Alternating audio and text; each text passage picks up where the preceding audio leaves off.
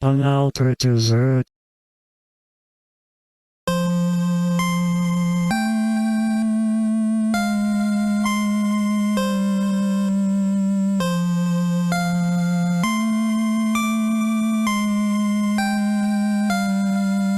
Imagine you are replaying your favorite game, Undertale.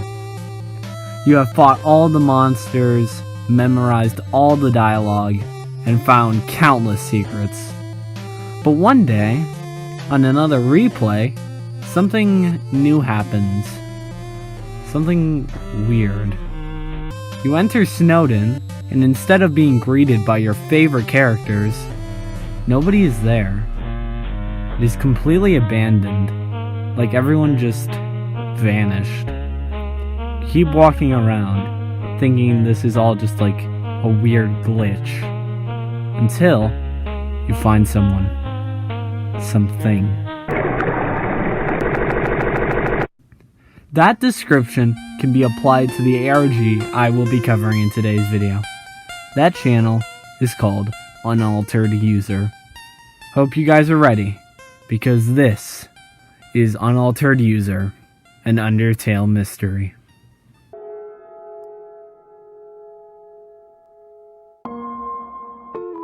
The first video starts off with our player walking around in the underground, after presumably encountering Sans and Papyrus for the second time. Our player, who I'll just be calling User, gets a phone call. Here is what the phone call says. After the phone call says redacted, we can hear the music change. The music is now pitched down. User keeps on walking, but it is strange. Usually, where you would encounter the fight with the boss Doggo, it instead just lets you walk by.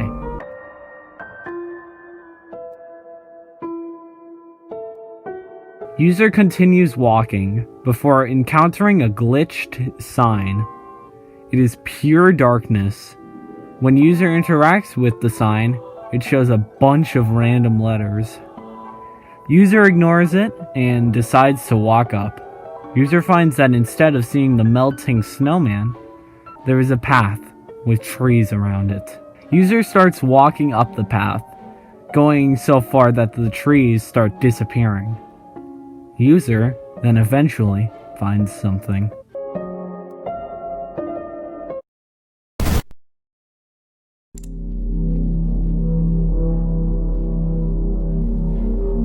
And that ends off video 1.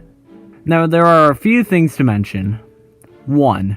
During the scene with Doggo, for a split second, you can see the same thing that attacked User at the end of this video. A black and white version of Frisk. 2. Going back to the sign, we can see that this text is actually a veneer cipher. I think I said that right, I don't know.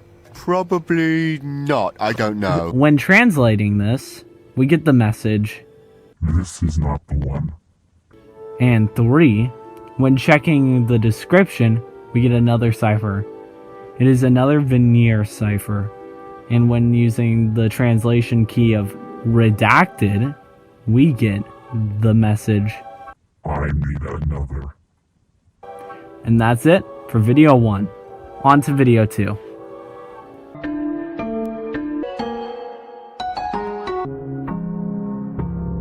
The second video starts off with User at the entrance of Snowdin.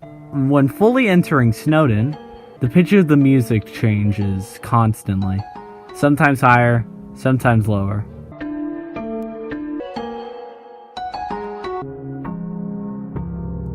User continues walking before we see the first appearance of an NPC in this series.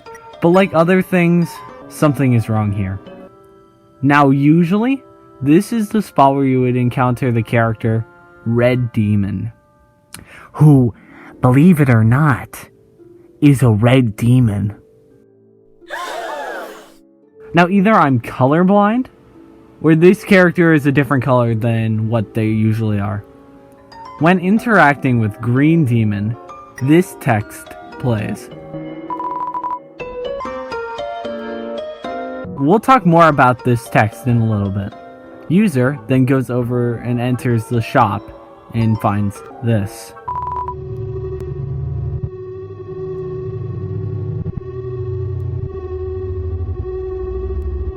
The shop is complete darkness, with the text only saying, "Grievous error." User exits the shop, but as they keep moving forward, this visual effect gets more and more prominent. This is the same effect you usually see on the genocide route when going to fight Papyrus. User then enters the waterfall area, where they keep moving forward.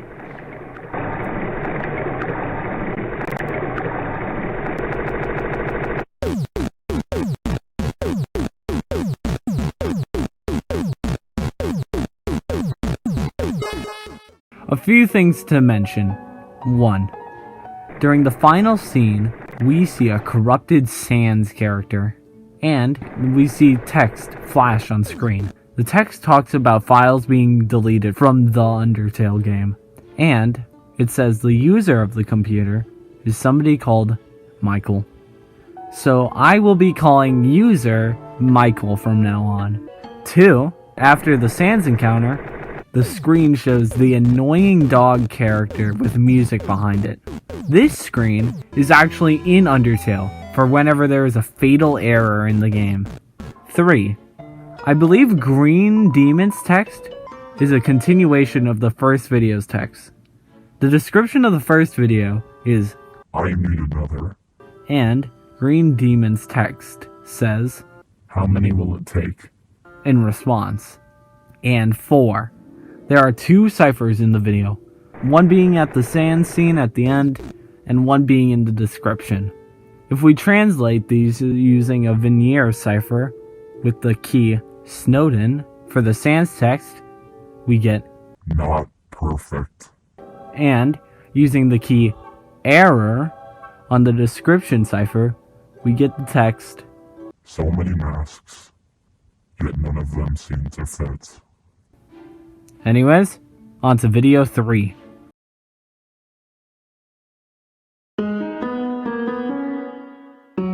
The third video starts off at the very beginning of the game.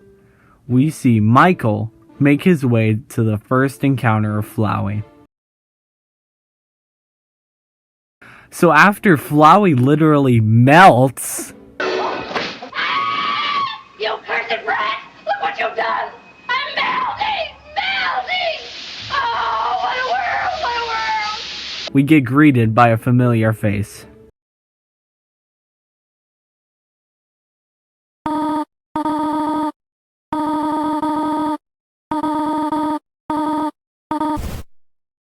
Okay, so after Toriel vanishes, Michael keeps moving forward throughout the ruins.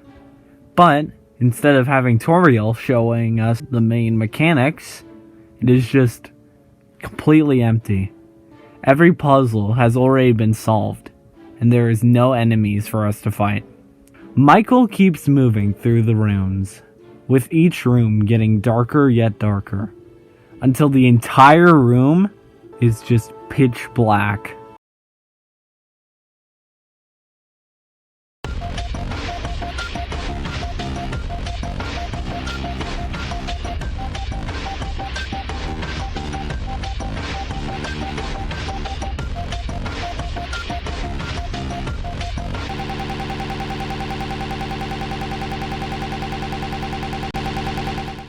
We see Michael walking through a bunch of rotting Flowies as this jumble of sprites is following him. The video ends when the game crashes after Michael touches the white side of the screen. A few things to note. 1. When checking the description, we see an archived message. It reads, "I've been having weird dreams lately. A lot of them have involved flowers." Weird. Alongside this website link with some characters missing. This is actually a website called Pastebin, and when searching the URL, we get this. This is Michael's Pastebin. It doesn't have much other than just a bunch of secondary symbols. There are exactly 26 symbols here, the exact same amount as an alphabet. This leads into our second note, which is at the end of the video when some weird text flashes on screen. If we use this secondary alphabet alongside an @bash cipher, we get this message. This is just a bad dream, and you're never waking up from it. That's all for video 3. On to video 4. Subscribe.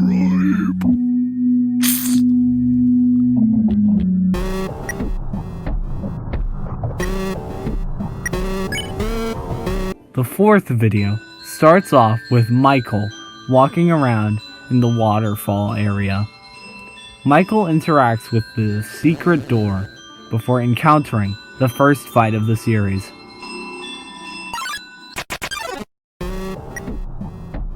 We see Michael encounter a corrupted frogget. When he tries attacking it, the screen glitches and no damage is taken. Without any other option, Michael tries the act button on the frogget.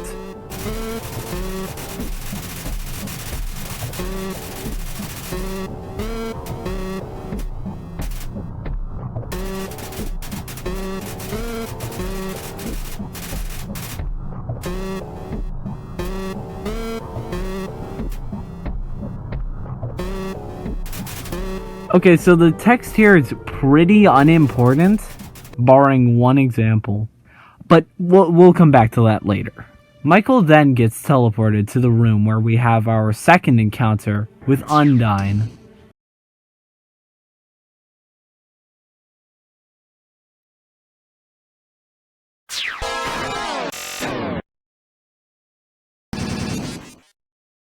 After Michael gets sniped by an Undyne spear, we see this creature materialize in the middle of the frame.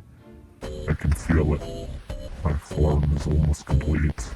The creature then talks about how it isn't that fun killing fictional characters in a fictional world. The creature then asks, Do you think I'm done here? Done with you? I want to tell you something. Michael Hex. "Nah, the Undertale spirit just doxed Michael!" The creature then asks about the look on Michael's face, before getting cut off by Michael shutting down his computer before it could finish its sentence. A few interesting things to note. 1. Before the creature was cut off, I believe it was going to say, Afraid that I know who you are? and 2. During the frogget fight, there is one specific line of text that is very, very interesting.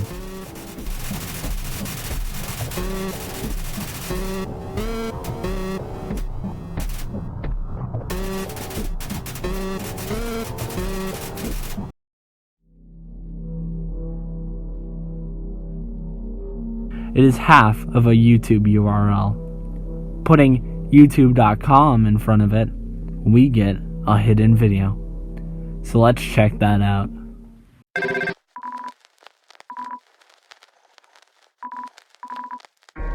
The fifth video starts off with a call between Michael and this new person, Dean. Here is that conversation. Hello.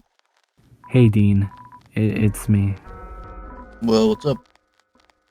Have you seen the messages I've sent yet? Nah, I've been busy, so I haven't got any time to watch them. Something's going on with my game, dude. I have no idea what it is. I've been searching all over the internet for it, and I still have no idea what that thing is. Slow down, I can barely understand you. I'm probably going to quit the game for a while. It said my name today. Pretty sure most RPGs use the name that you enter. Not this one. And I don't mean the name I entered. The thing in the game said my full legal name. Should that be against Steam's terms of service or something? I don't know, but I'm serious, dude. Damn, well, if I were you, I'd stop playing as well. Yeah, well, thanks for listening. Kinda tired after everything, so I'm just going to bed. Well, I have to head out soon anyways. Good luck with whatever's happening. A couple things to note. 1. In the description, we get this random jumble of text. This text can be inputted into the latter half of a pastebin URL, where we find this code. Translating this code with the secondary alphabet, we get this message. He didn't return. I had to make him.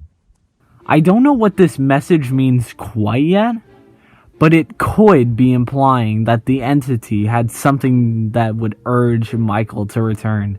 2. Looking at the person who posted this pastebin, we can see that it is somebody just called Sleep, repeated around 20 times. This ties into our next text, which can be faintly seen in the background of the video.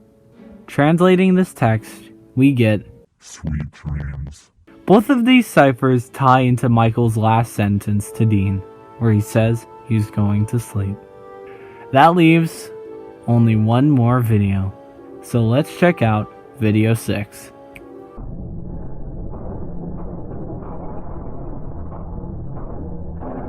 The final video starts off with Michael just mashing his keyboard into his notepad. While typing this, Undertale suddenly opens up, but Michael seemingly just pays it no attention.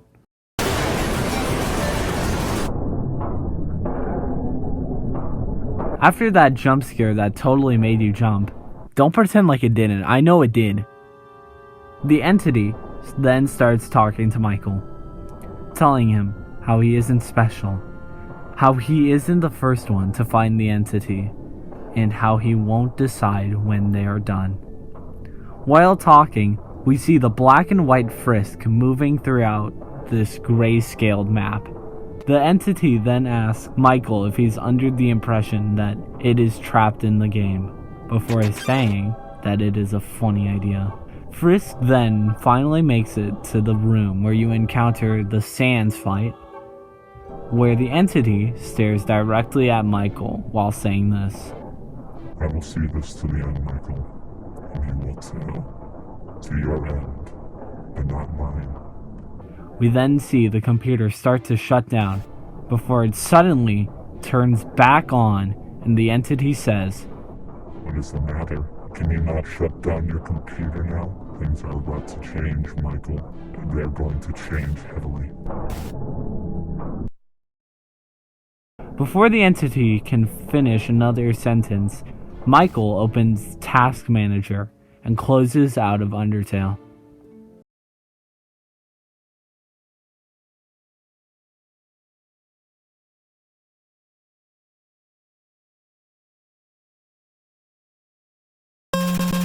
The video ends with Undertale booting back up, with the entity directly in the middle. A few things to note. 1. The title is using the secondary alphabet. When we translate this, we get Hello. 2.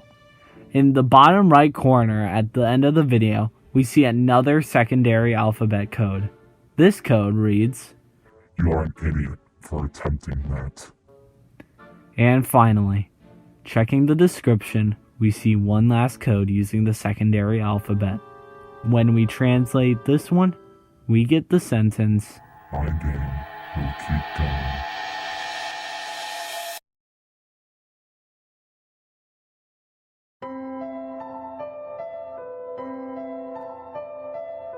and that was Unaltered User. Now, before I end today's video, I shall discuss what I think the story of Unaltered User is. I think that the entity is Dean. In the secret video, it might have been Dean in the description saying how he had to make Michael come back to the game. And he would have known about Michael being tired from the call, so he would mock him in the Pastebin boast. And it would explain how the game knew his name, since who else would know your full name but a good friend? And in video 3's description, we see that Michael has been dreaming a lot about flowers. And guess who is represented by Flowey the Talking Flower? None other than Dean. Thank you all for participating in today's video. I hope you liked it. Overall, I really like this series. It's really good. I think it's a very unique seeing Undertale like ARG, because I do not think I can think of more than at least 2. And that's generous. I can't even think of any right now off the top of my head, but there are probably 2 I've, heard of. Now, I didn't want to mention it earlier, but there are a few spelling mistakes. Like, in episode 2, they misspell grievous, grievous. That's not a word. I didn't want to mention that because it kind of killed the mood. But there's a few little nitpicks throughout the series, but overall, I really like it.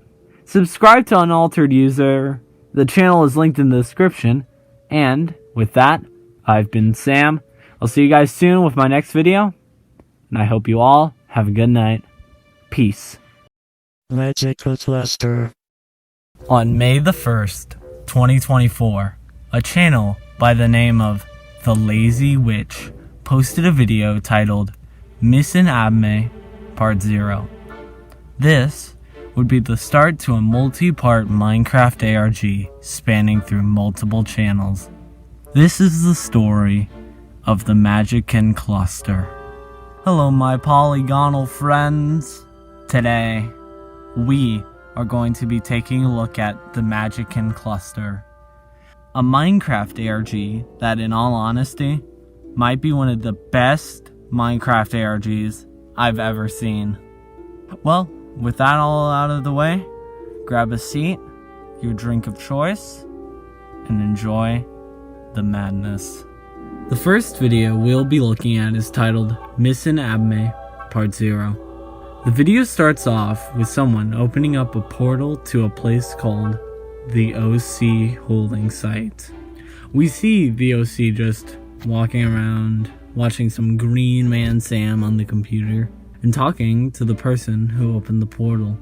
Then, we see the person exit the portal, leaving the OC all alone. Then, the OC finds something. The OC seems to find a reactor of some sort, with text next to it saying, "Warning, do not throw products with anti-mimetic protective technology, as it can both damage the product and the protective technology." Even with the warning, the OC takes out the core, reopening the portal. Then, the OC escapes.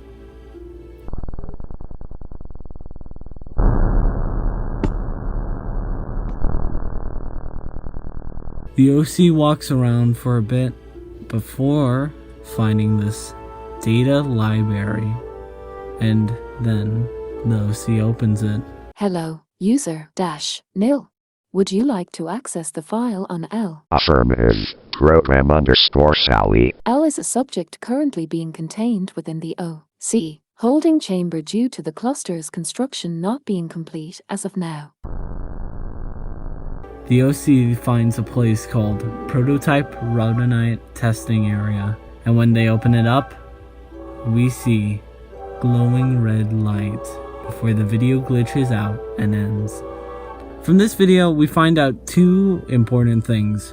1, our main character's name is L. It's Luigi time. And 2, the lazy OS system says something about a cluster, which is not yet fully constructed. On to the next one. The second video we'll be looking at is titled Missin' Abme Part 1. It is only 30 seconds long, so I'll just play the whole thing for you.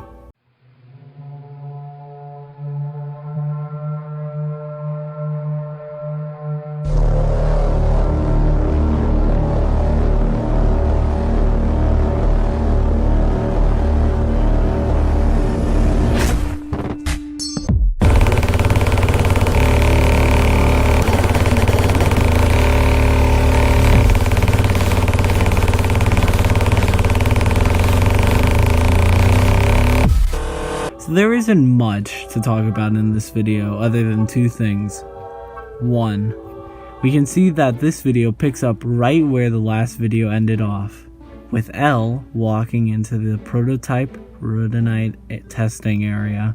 And two, we see that Elle still has the core from the reactor, and we see Elle throwing it when the video ends.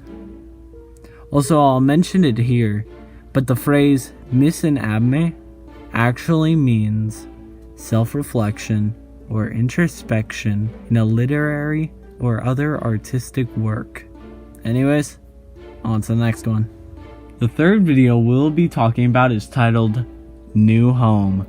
This video starts off with Elle falling from the sky, probably after throwing the core in the prototype rhodonite testing area. We see Elle make a campfire and some tools before going out to explore the new surroundings. We see Elle adventuring through frozen rivers, over mountains, until coming upon a place to build her new home. We then time skip to September 30th of 2022. We see Elle wake up, the house already being completed, as she watches TV and makes some food to eat. We then see Elle go outside and just sit next to the campfire. Then we see Elle call someone on the phone. The person on the other side asks her to meet up with them so they can record the thing. She says she'll need to borrow some rhodonite and goes on her way. One thing you might have noticed during this segment where she's calling the person, that's not what a normal basement looks like. This looks like where a mad scientist would live. I am Professor Psychotic! It sort of resembles the testing chambers we saw in episode 1, with the same lighting and everything. Does this mean that Elle is creating her own OCs? We'll just have to see. Then we see Elle making her way back to the place where she first fell from the sky. We see her grab something, but we can't exactly see what it is, before throwing it into the sky, ending the video. One interesting thing to note is that during the video, if you turn on captions, you can see a URL to a YouTube playlist. Let's see where it takes us. Looking into the playlist, we can see two new videos, those being Prelude and Arrival. Let's first talk about Prelude. The video starts off with someone sitting at a campfire. We can guess this person's name by the name of the YouTube channel this video was uploaded on. The channel is called O'Leary and Rhea. O'Leary. Close enough. So I'll just be calling this person O'Leary. We see a shadow figure run behind O'Leary's house. O'Leary sees this and goes to investigate. Once finding the creature, O'Leary makes peace with it, and we cut to the sunset while O'Leary and the shadow creature are just sitting down. I'll be calling the shadow creature Rhea. It then cuts to night with Rhea and a new creature talking outside O'Leary's house. We do not know what they are talking about, but we see Rhea shaking their head no before the other creature pulls out a sword and goes inside. Once inside, the creature attacks O'Leary with his sword. We see a slice on the left side of O'Leary's body, ending the video. Let's see what the other video in the playlist has. Watching the other video on the playlist titled Arrival, we see that O'Leary and Rhea have opened up some sort of shop. We see someone enter the store and buy some armor before leaving. We watch as O'Leary and Rhea talk for a while before noticing something outside. And then we see this. We see a portal outside. Not that portal. We see a portal outside. O'Leary goes right in, and Rhea watches. We see Rhea hesitate going in before it cuts. We then see multiple days, if not months, pass. before Rhea walks into frame and burns the whole house down. We don't know why Rhea does this yet, or where O'Leary went. Did O'Leary go into the same testing chambers we saw in episode 1? We'll just have to watch and find out. On to the next video in the main channel. The next video we'll be talking about is titled Underwaters. And this is probably the most interesting video yet. This video was uploaded on a channel called Jaden and the... It only has 2 videos, so let's cover the first video. The video starts off with a prologue that tells us before Limbo and the afterlife ever existed, there was a lake past the outer circle. It was the only thing separating the outer circle and outer space. Under the lake, there were souls that lived for many time. When the Majikins found out, this started production on Limbo. When Jaden entered it, Limbo was an unfinished product. We then hear reversed audio, and when unreversing it, we hear this.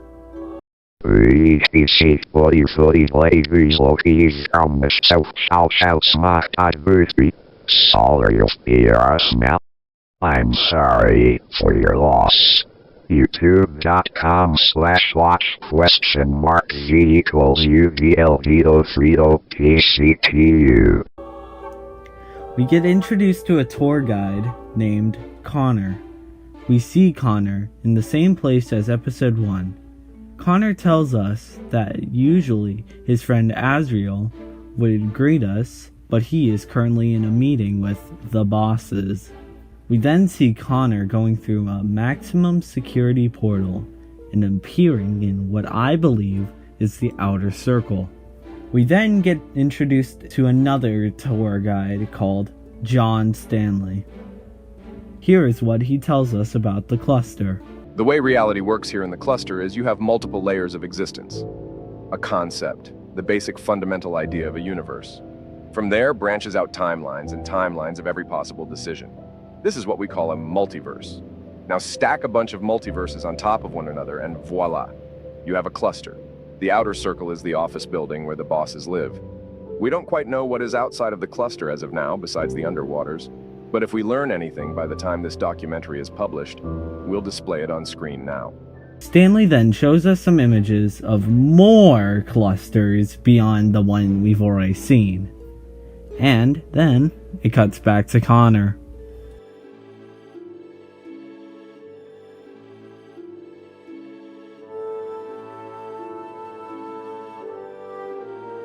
We then see Connor in a new dimension.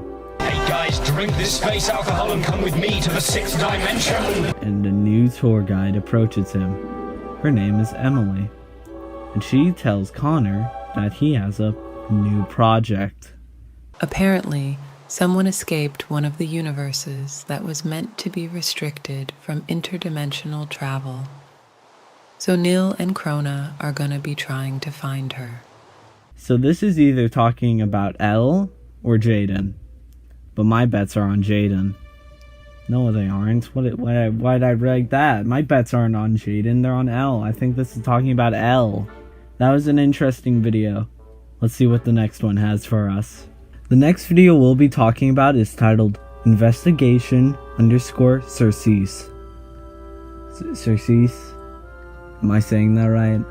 You are correct, sir! The video starts off with a screen saying that this video has been authorized by the Space Cops.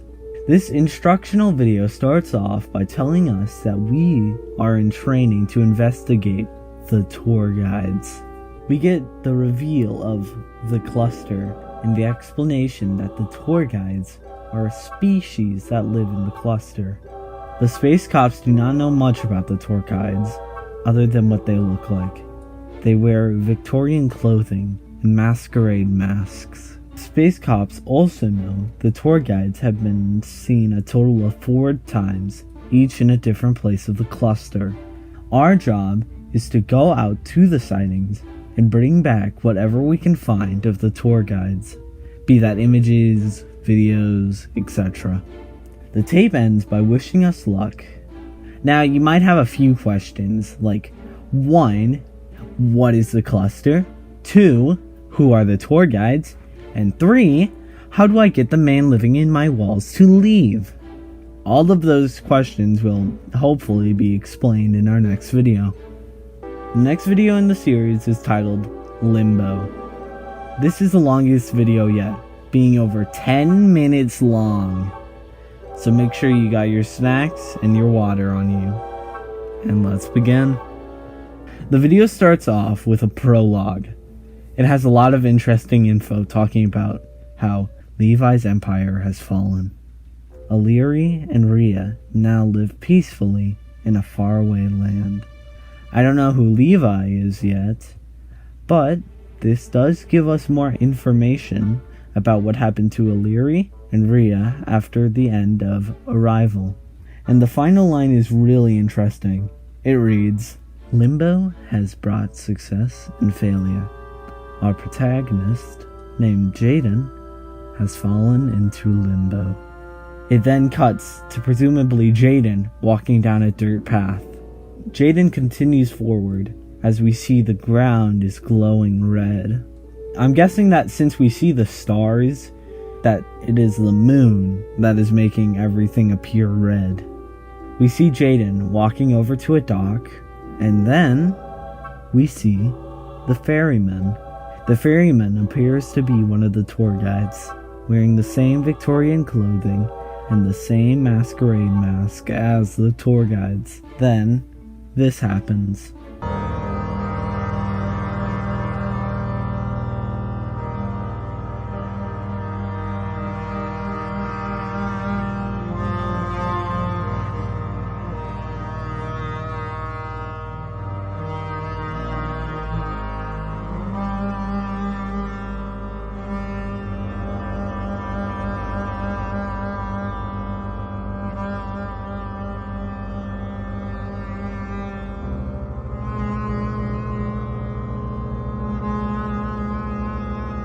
We then see Jaden wake up in front of this person who appears to be inside of a giant computer. The person in the computer tells Jaden that their name is Benedict. Jaden then asks Benedict why he is here, and this is what Benedict says. "So why am I here?" "Oh, well that one's easy. You died." "I just fell down a well." "You know, ironically, that's actually how you died." Jaden died after falling down the well. So, basically, you are currently in limbo. Yo, they said the line! They said the line! Title jump, yeah! We actually learned that Benedict is actually the one who discovered Rhodanite, and they were able to travel outside of their own realm. But when Benedict finally died, as a punishment, the gods trapped them in this prison. Benedict then opens up a white void, and Jaden enters it. We then get the epilogue, which reads, "Everything and nothing, the empty and the full, the truth and the fiction. Jaden will begin to understand and evolve into something new." Our final video, which was uploaded on the Jaden and the channel, is titled life-found.mkv. It starts off with, I'm guessing, Jaden running across the screen before an image pops up on screen and quickly disappears. We'll talk more about this image later. Then, text appears saying, "A wild ophanim has been spotted." An ophanim is a class of celestial beings in the Judeo-Christian mythology. We then cut to a person and what I'm guessing is an Ophium. The conversation goes like this.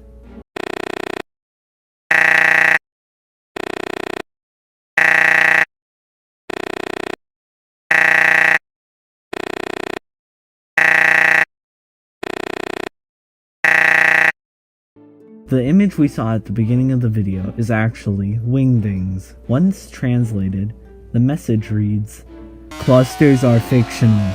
Our home was forgotten.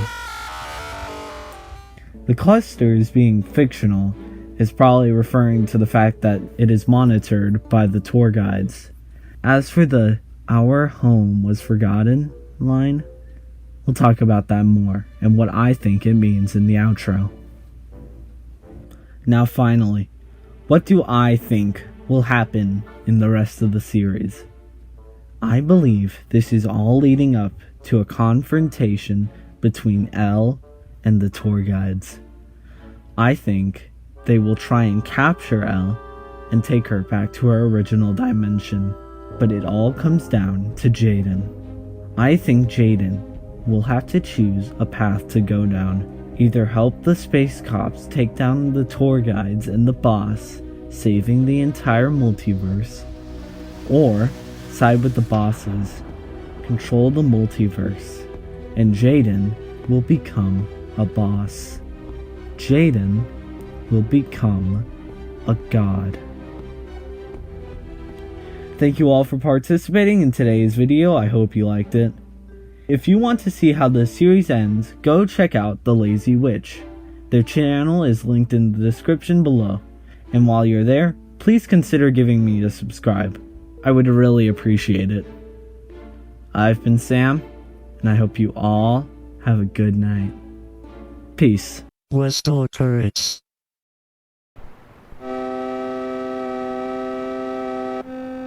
Imagine you are one day playing a random game on Roblox. It could be any regular game, like a first-person shooter game, a tycoon game, or even an obby game. Everything is normal as usual. There are other players in the server, you're having a fun time, and overall, it is just another day of Roblox. That is, until something starts going wrong. You notice your screen turns black, and you are suddenly teleported to a new map. You are the only person on this map. Or at least, that's what you think.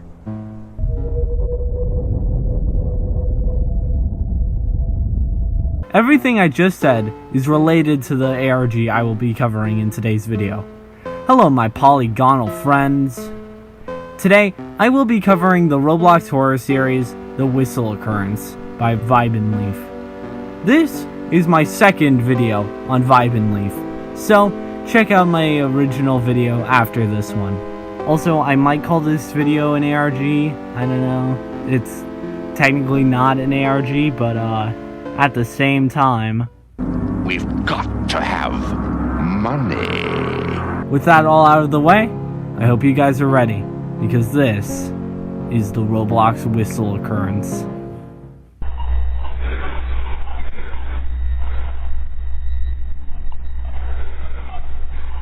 The first video of the series starts off with our player, Helen Martin 39, playing this Roblox shooter game. I'll just be calling him Martin for now. He's just playing the game as usual, but something weird happens after he dies. He got cooked! Hey, you didn't go down like that, huh? He got cooked! After he respawns in, the screen starts getting distorted, with weird noises playing in the background. And the sky starts turning black. Martin eventually walks away from all the other players, where this happens.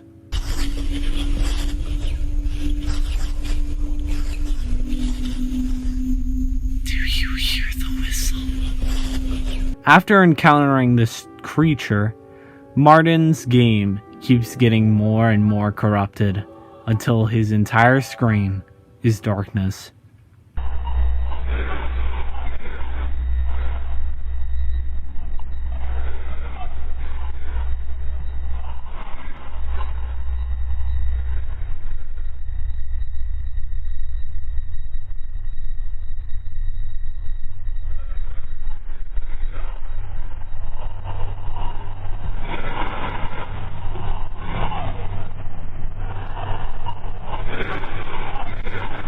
Yo, you good, bro? The description of this video reads, "So I have reported that there was this player who keeps appearing on my games yesterday. I went on to record every game after I did that, but he never appeared again after I've announced his shenanigans. But eventually he came back. I do not know if this is from the game itself, or was Roblox in my device hacked to do such things. But he probably wasn't happy at that time." And that is all the information we get in video 1. Let's see where video 2 takes us.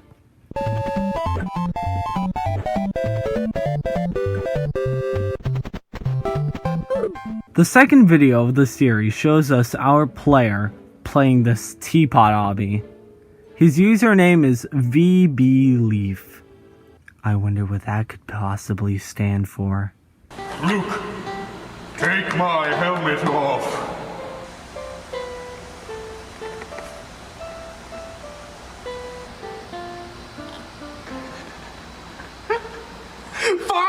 Our player, who I will just call VB, keeps playing the obby, trying to get to the finish line.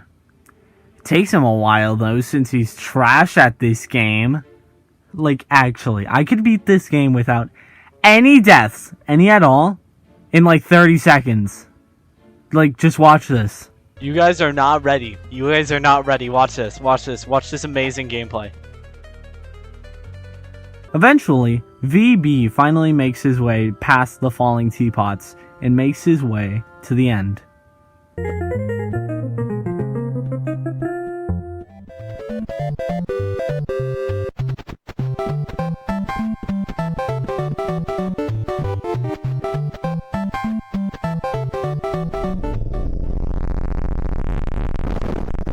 After the weird floating head, we see some footage of the entity from the last video.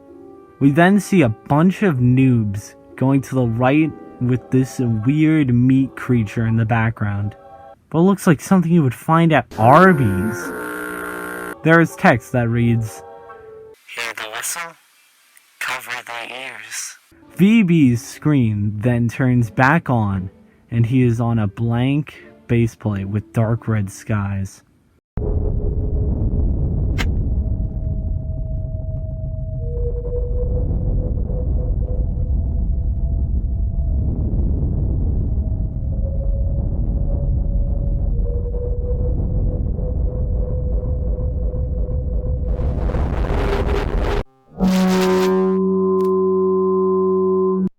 VB turns around to see the entity watching him.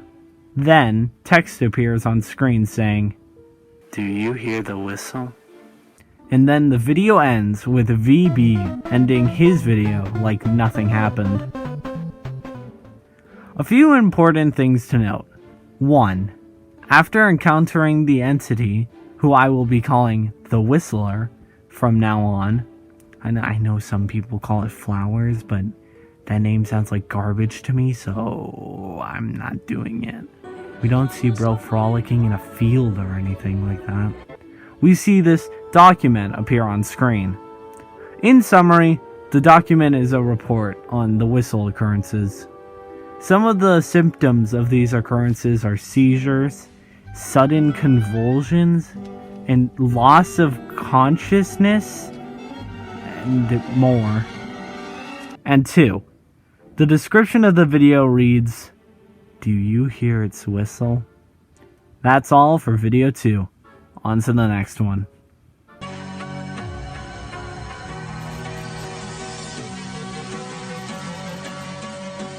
The third video of the series shows 3 players doing an intro for their video. The 3 players are Colin Martinez 10, Glob_921, and Shrek T360. Beautiful names. But I'll just be calling them Colin, Glob, and Shrek. This part of the video consists of the 3 just playing the obby. They're talking to each other while doing this masterful gameplay.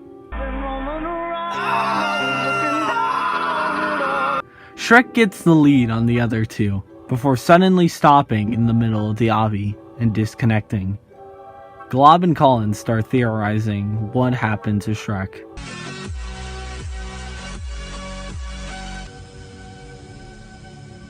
The two are about to head off and end the video when suddenly Shrek rejoins. Shrek starts talking differently. He talks a lot more robotically than he originally did. Hello, friend, it is you. How do I play the game? Glob points out how Shrek's cape is a lower quality than it should be, and both Colin and Glob's games suddenly crash. The two rejoin, but Shrek is still acting odd. Glob tells Shrek to stop pranking them before saying, "Okay, Shrek, you never talked like this before. Are you even our friend?"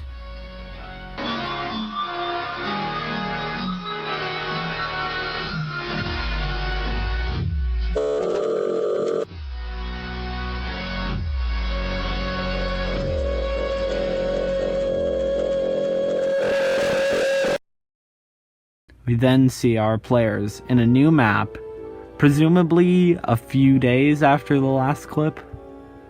The three discuss what happened, and Shrek says that he got logged out of his account after leaving the first time and couldn't rejoin. Colin wants to report what happened to Roblox, but Glob cuts in with his own idea. Turn the footage of the Whistler into a video so it can get a lot of views.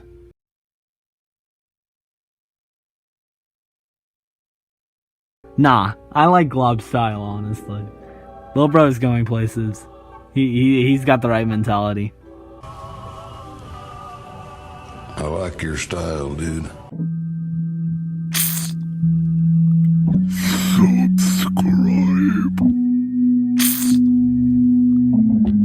Colin is still scared of the Whistler returning, but eventually, Glob and Shrek convince him that it won't.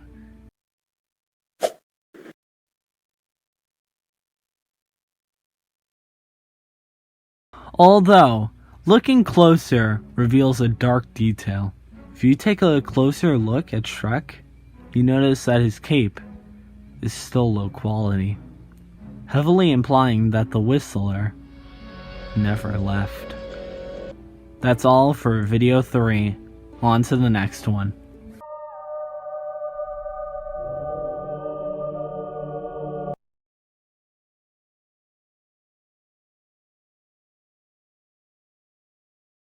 Now the fourth video of the series is an interesting one, since this video is confirmed to be non-canon in the description, so my discussion of it will be brief. The video consists of a TikTok user by the name of I Show John Doe explaining the sightings of the Whistler. Bro, he's stealing my job! But you can't do this to me. I started this company. You know how much I sacrificed? I Show John Doe says that there are rumors that whoever encounters the Whistler dies soon after, which might explain what happens to all the other players after their recordings stop.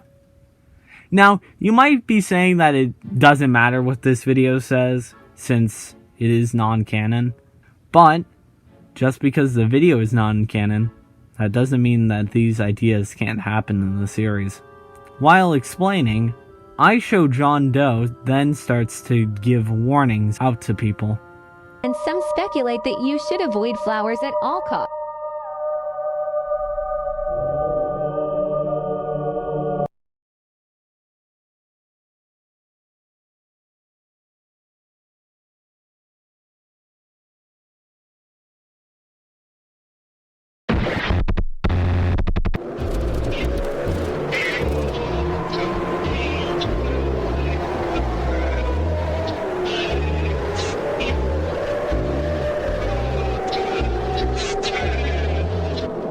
At all cost, do not try to interfere with flowers, and if you hear a random whistle, leave.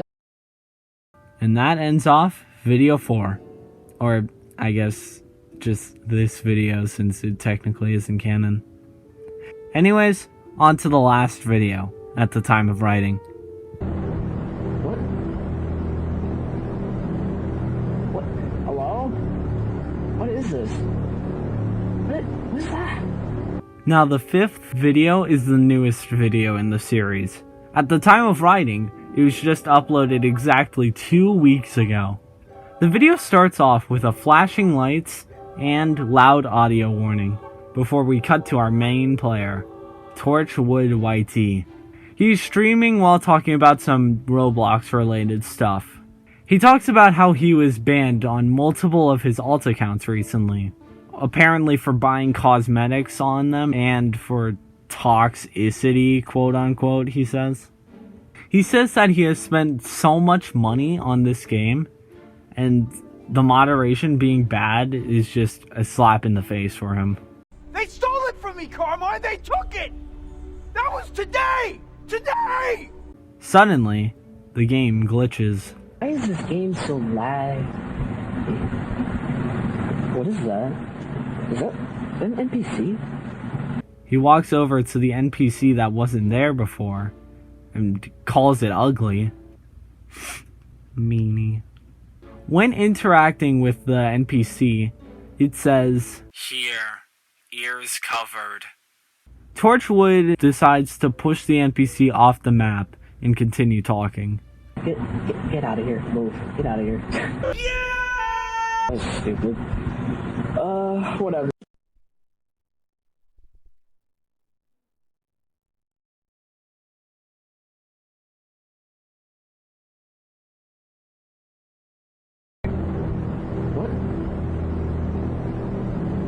Torchwood's game is now severely corrupted, similar to what has happened in other videos.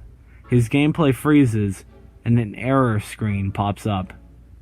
Oh, okay, I'm not tripping, right? Am I still streaming? You guys are seeing this, right? I have never... Torchwood then finds himself in a large, empty base plate with tons of NPCs around him. When talking with one of the NPCs, it says, "You have violated the terms of," followed by a long line of question marks. Similar messages are found when talking to the other NPCs. Some of the lines consist of, "Audio has been muted," "Roblox introduces its new question mark," etc. What I gather from these messages is that these are all prompts used by Roblox. When an audio has been muted, when Roblox is introducing a new event, and when Roblox is sending out a ban notice. Torchwood then walks over to one specific NPC who says, "Flowers has successfully launched." Torchwood then gets locked into this one camera angle. Why can I not move? I can't move. I can't move. What is happening? I can't move. I can't move. Let's see here.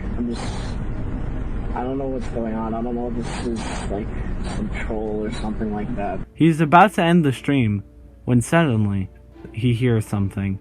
He hears his own voice. I can't.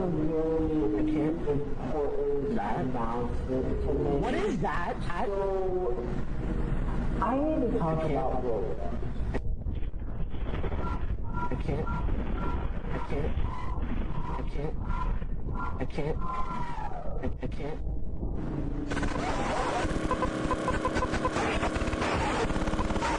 The screen glitches out, but returns back shortly after. We then hear this haunting audio play. Kevin! Bob, something's wrong with Kevin!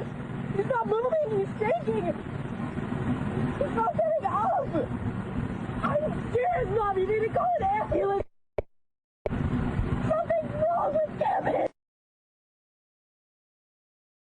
This voice acting is some of the best I have ever heard from a Roblox horror series, or just from a gaming horror series in general. The emotion in this person's voice, absolute props to them. One last thing to know with this video. The description reads, uploaded somewhere in 2013, 2014. It's not really confirmed as this video was taken from a forum as the original was lost. But this was the earliest footage of the Whistle Occurrence. Overall, this is one of, if not the best, Roblox horror series I have ever watched. The first episode was pretty weak, all things considered. Nothing really that special. But every video since then has gotten better and better. Thank you all for participating in today's video. I hope you liked it. Thank you all so much for the support on my last gaming ARG video. I'm going to be making 2 gaming ARG videos a month from now on, since you guys really seem to enjoy them, and I love making them. I'll see you guys soon with my next video. I've been Sam. I'll see you guys soon with my next video, and I hope you all have a good night. Peace. Still Scout Team Fortress 2. TF2 is a funny game. I don't even know where to start with you. I mean, do you even know who you're talking to? Like, a really funny game.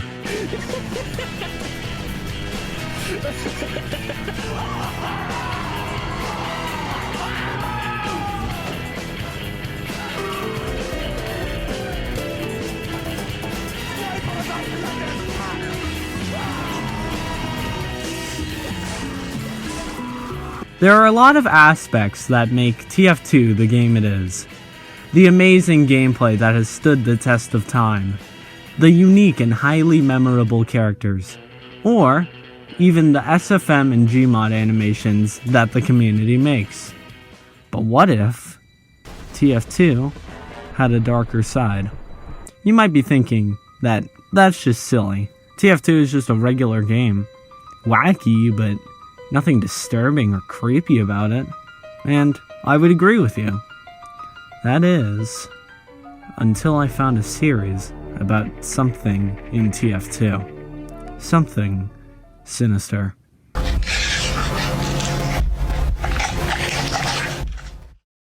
Hello my polygonal friends. This is the first video of the Green Halloween.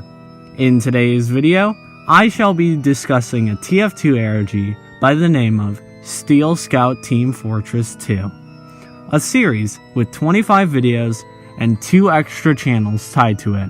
I will be going over all of that alongside theories I have throughout the series. And with that all out of the way, viewers beware, you're in for a scare.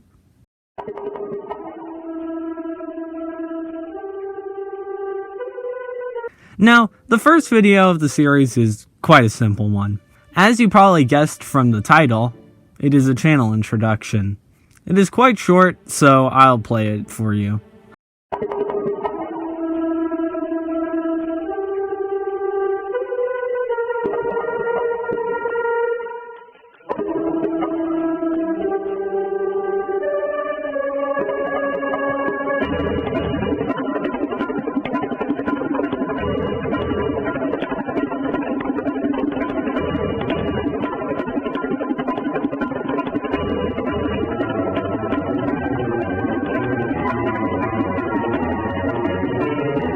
Now, other than giving us some information about our main character, Steel Scout Team Fortress, who I will just be referring to as Steel Scout from now on, it also mentions his friend, That Pyromane 1992.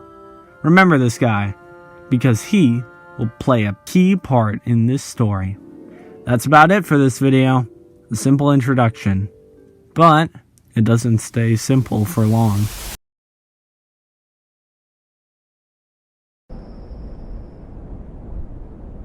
The second video starts off with this dialogue from Steel Scout. Something is very strange about my favorite map, Steel. I was playing in my own server in TF2 on Steel. I went to one of the control points and saw something very strange. So I went back and started recording. Steel Scout makes his way over to the capture point and shows us what he was talking about.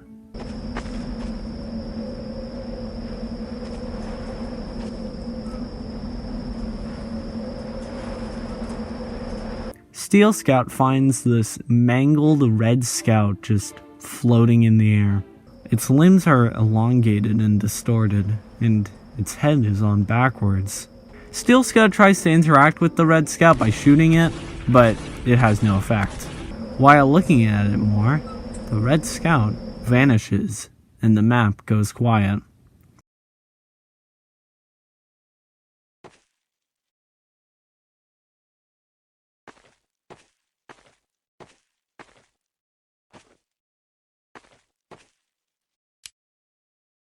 We then see what seems to be the TF2 disconnect pop up before getting this outro from Steel Scout. If anyone else has seen anything about similar stuff to this, please let me know. Plus, gotta remember that rate 5 stars part, because after all, We've got to have money. this video is quite interesting with the weird red scout. So, let's see what happens in video 3.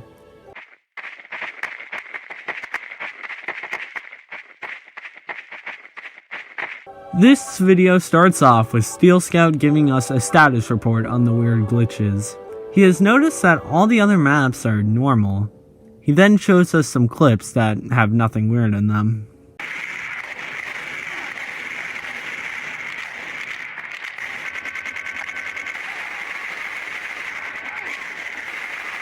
Let's dance, gentlemen. Dance like... Steel Scout then mentions that he showed that Pyromane 1992 his last video, and they both agree to go onto Steel to see what they can find. The two make their way to the spot where the red scout was, before suddenly, Pyromane goes forward and walks to this random corner.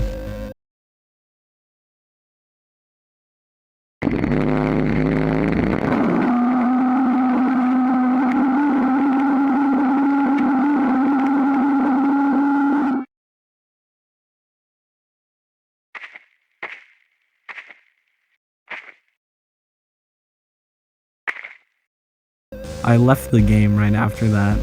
As you can see, something is clearly very wrong with that map. A weird abomination that looked like Heavy did something to my friend. When I asked him what happened, this is what he had to say. We then see chat messages between Steel Scout and Pyromane. The messages read, "Dude, what happened? Whatever you're trying to do here, stop. What are you talking about, man? Stop. You're getting into something that you really shouldn't. What did you see? You don't want to know. Take my warning and quit this now.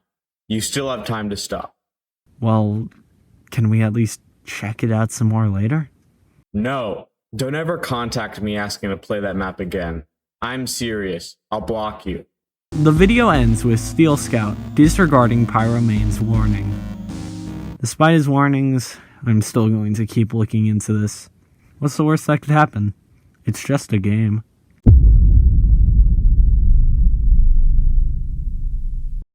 Foreshadowing is a narrative device. And that ends off video 3. On to video 4.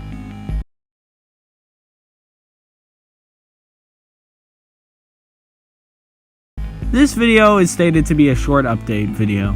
Steel Scout talks about how, after the events of the last video, Pyromane unfriended him randomly while he was asleep. Steel Scout tried to message Pyromane, but he won't respond. On a positive note though, Steel Scout played a match of Steel and nothing weird happened. Well, except for this one screenshot Steel Scout took. It vanished when I got close to it. After showing us the vanishing red medic, Steel Scout ends off the video by saying that he continued the match without any problems. And this ends off video 4. On to video 5.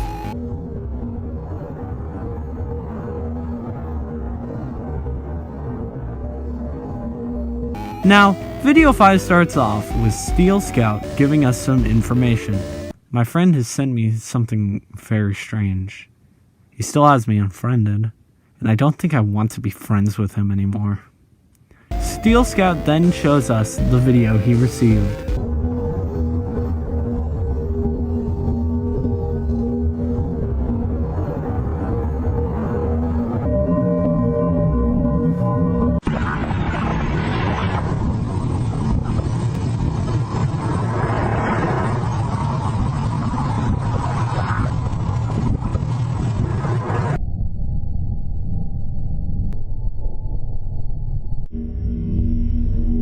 We see multiple interesting things in this video. We see what seems to be somebody walking through this dark void with red grass, whatever this is, a scout in the darkness, and the two most interesting visuals. This arm of a source model that seems to have been shrunken, and, strangest of all, the lower half of a medic. This is most likely the medic we saw from the last video. I think I'm going to block him. I don't know what else to say. And that ends off video 5. On to video 6.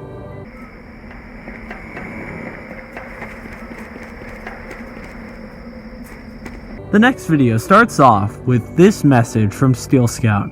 He tells us that he has made a breakthrough. So apparently while playing in his own server, Steel Scout was somehow able to get into that red field we saw in Pyromane's video. I really think I've stumbled across something significant. I have to keep investigating at this point, or I will never know why this is happening. We then see gameplay that Steel Scout recorded while playing in his server.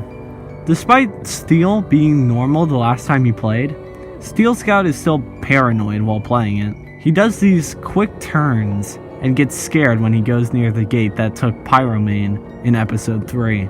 But despite his paranoia, Steel Scout still walks around his private server.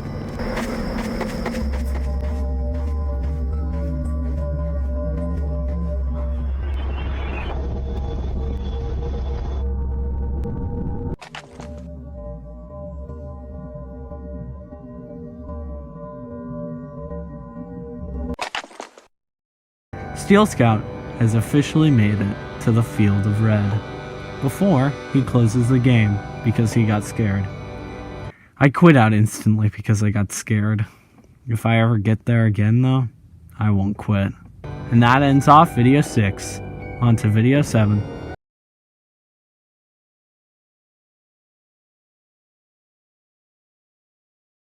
Now, this video is quite interesting. Not just for the series, but for ARGs as a whole. This is because this video has Steel Scout actually talking throughout the video. So, let's take a listen to him. Hey, so me. Steel Scout Team Fortress. So, I'm just gonna immediately.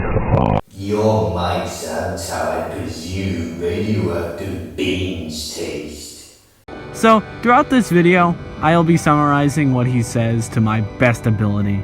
Basically, he starts off the video by stating his goal, to reach the red field from the last video. He makes his way towards the door and just sits and waits for something to happen while he talks to us. He doesn't really say anything that notable, he just sort of reiterates things we already know, until eventually, we finally see something happen.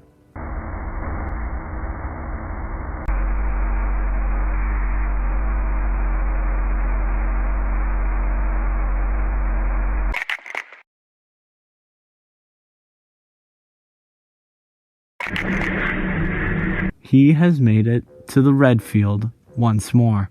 Steel Scout walks around for a while in this seemingly infinite void before he starts hearing this weird noise.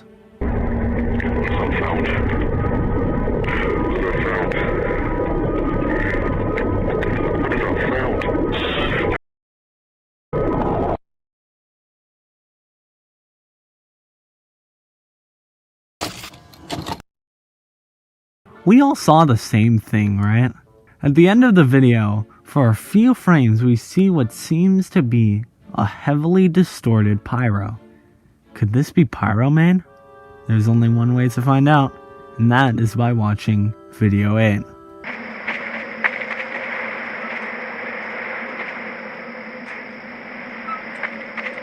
The 8th video starts off with this text from Steel Scout. While trying to enter red space, I think I made contact with my friend again. I cut the video right down to when it happens. We see Steel Scout in front of the gate, but when nothing happens, he decides to just keep looking around the map.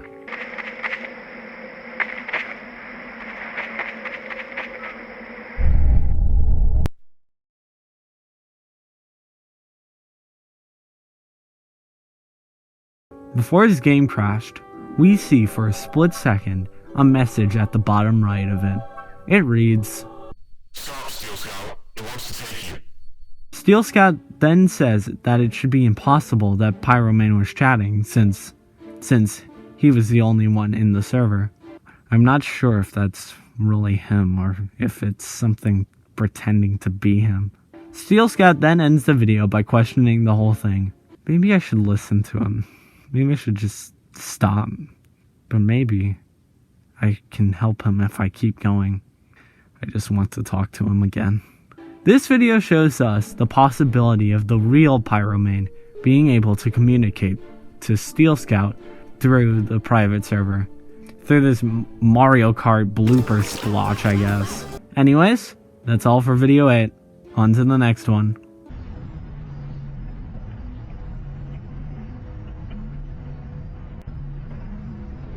This video starts off right away with the news that Steel Scout found Pyromane.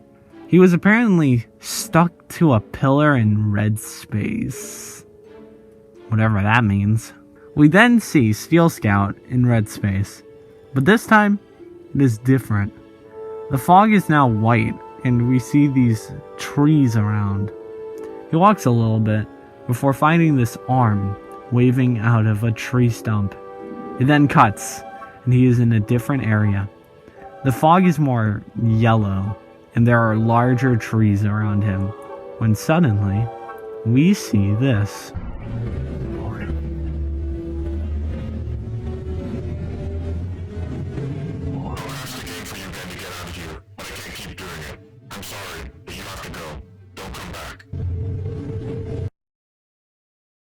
The video ends with Steel Scout saying that he is going back there soon, and he will continue to go back there, no matter what Pyromane says. I'm not gonna let this happen to him. And that's about it for video 9. On to video 10.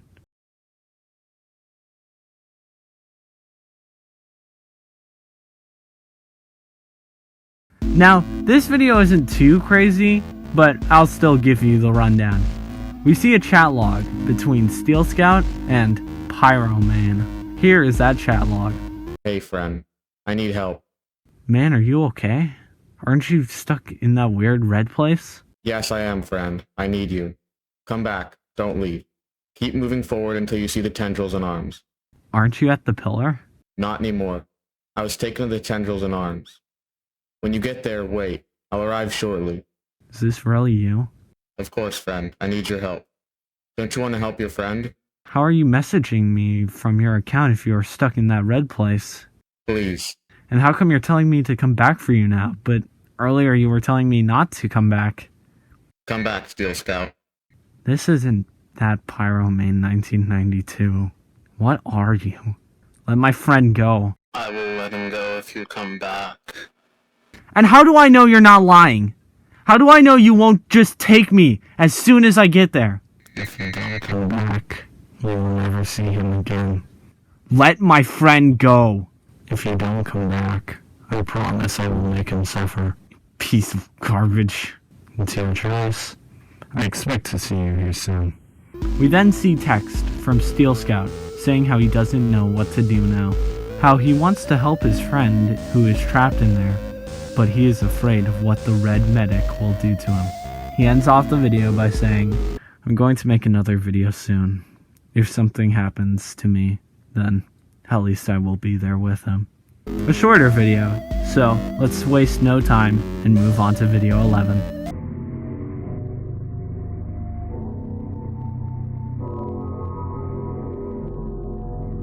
Video 11 starts off with Steel Scout exiting the spawn room in Steel before making his way over to the gate.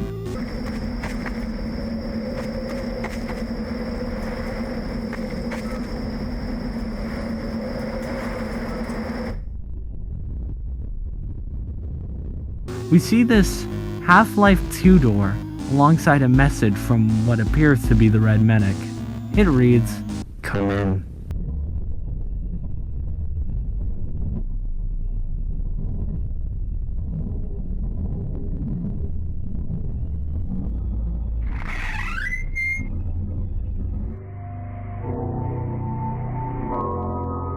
we see Steel Scout in this weird hallway with these colored spotlights on the walls.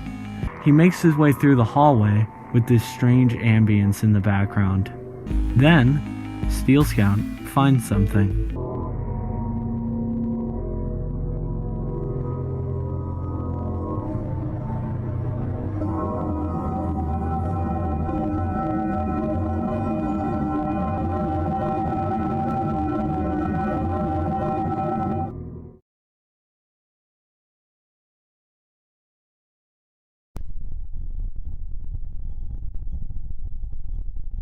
Steel Scout ends up back in red space, but something is different. There are these tree stump-like things everywhere, and they appear to have arms reaching out of them, and these weird spiky things. Eventually, while walking around for a while, Steel Scout finds something.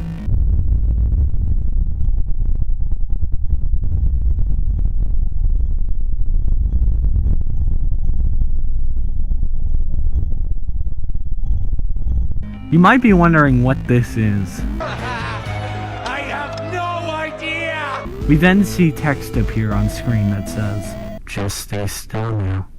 And, thinking rationally, Steel Scout does the complete opposite and starts booking it. Come back here.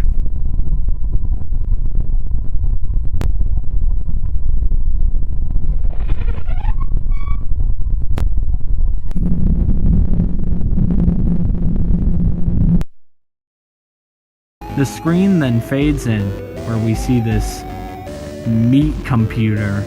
The video ends with Steel Scout on the floor, looking at his legs. I don't know, maybe he broke them or something. Oh no! I hope this really heavy beach ball doesn't break my leg! The description of this video reads, "It's not over." And that ends off video 11. On to video 12. Subscribe.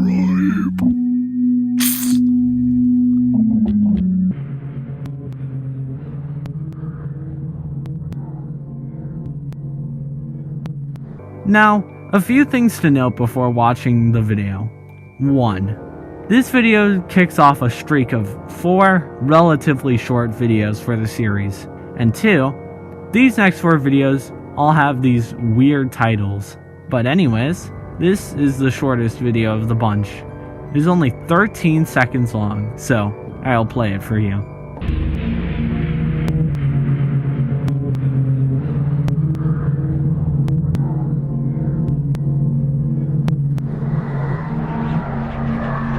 Now, I won't reiterate everything in this video.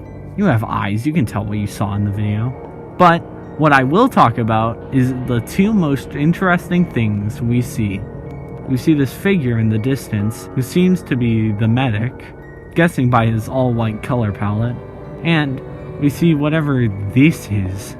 I'm assuming this is Pyromane? He is really the only character this could be. Anyways, on to the next one.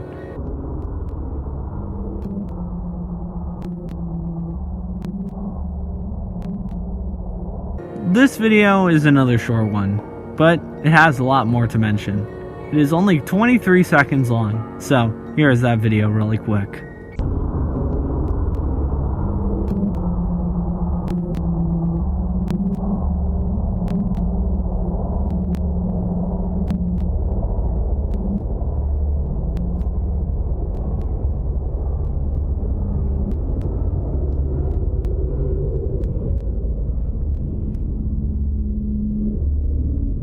In this video, we actually see Steel Scout fight back, as we see him tear out one of those spiky things from the ground and use it on this guy. I believe this is actually who was in the distance in the last video, instead of Pyromane, since, for all we know, Pyromane is still trapped on that pillar. I thought this guy might have been like a Combine soldier or something, but it is quite hard to tell. Anyways, on to the next video.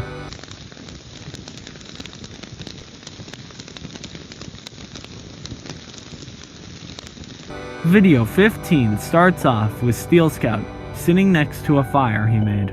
He starts looking around before it cuts and we see him making his way to the weird entity mass or whatever this is. He gets ready to stab it using one of those rods, and suddenly we see the medic staring at him in the distance. And that leaves us with the last short video in a row. Let's see what's going on in video 15.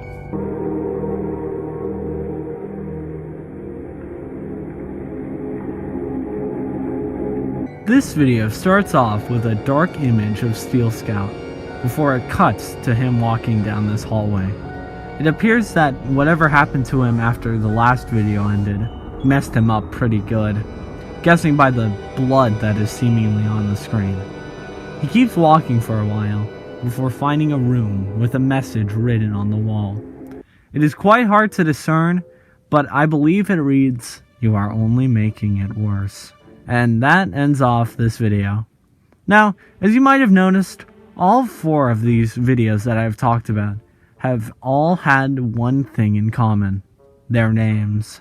They all have strange names filled with random numbers and letters. These are all ciphers, and in order, when translated, these titles read Desolation, A Spark of Hope, Heart, and Hollow. Anyways, on to the next video.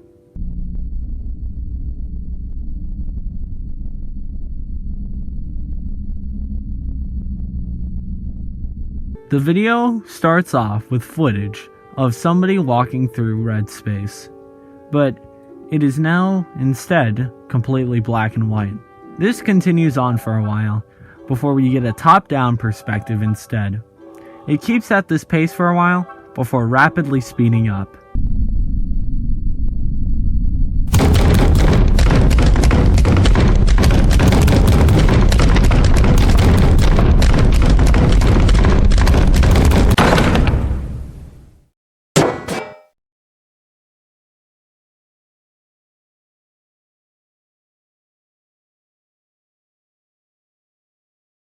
We see the door from Reformed as somebody loudly bangs on it before it eventually falls over, ending the video. The description is interesting because we get this manifesto or something from Steel Scout. I found these documents at your desk called My Manifesto, and I read a little bit, and I'm just wondering what is that? Why would you write something like that? Here is what it reads: limitlessly sinking without relief in an ever-changing world, an ever-changing being of nothing but bone and meat under the guise of a primarily red infinite landscape. It feasts on fools stupid enough to be tricked. Inside here, you are nothing more than a dead man slowly being digested until all that remains of your form is but a shell of what you once were. Maybe once it's done desecrating you, it will use your form as a lure for more ignorant fools unknowingly lining up for death. Or maybe it will take them by force. Every second I spend here, more and more of my skin starts to peel and bleed. My bones feel like they're in the wrong position, and it hurts to walk. Resistance is futile, but I'll still try. Anyways, that's actually about it for this video. On to the next one.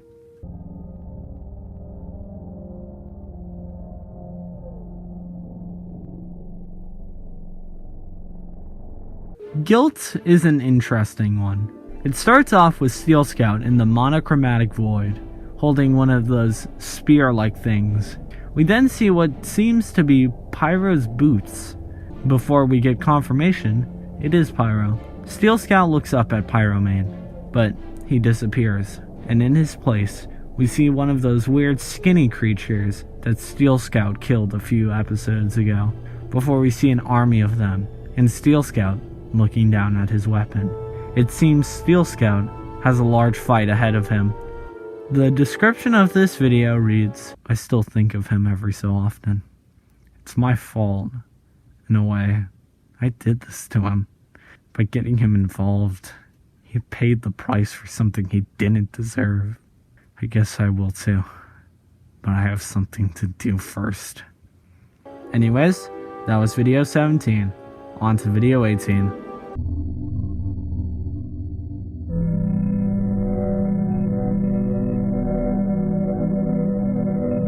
This video starts off with what seems to be the back of some sort of device. We stay in this one place for a while before Steel Scout shows up. We then zoom out to see that this is actually one of the TF2 control panels.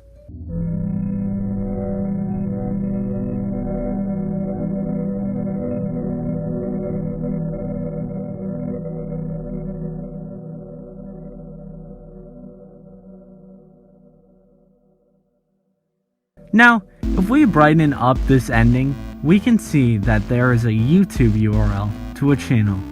We'll talk more about this later, but the description of this video is interesting. It reads, I found some sort of machine. It's very dark and cold. I don't know where I am. I walked too far. The pain has gotten worse. I found a link on the machine. And that ends off this video. On to video 19.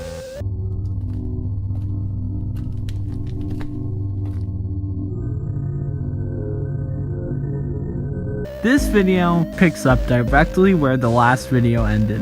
We see Steel Scout at the control panel again, before he lifts his head up and sees this.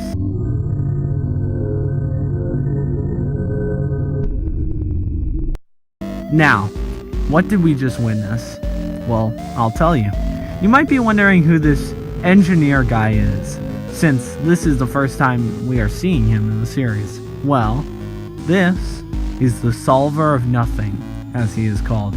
This guy is tied to the URL we saw at the end of video 18, having his own dedicated YouTube channel. I'll talk more about this guy later on in the video, but let's see where this goes.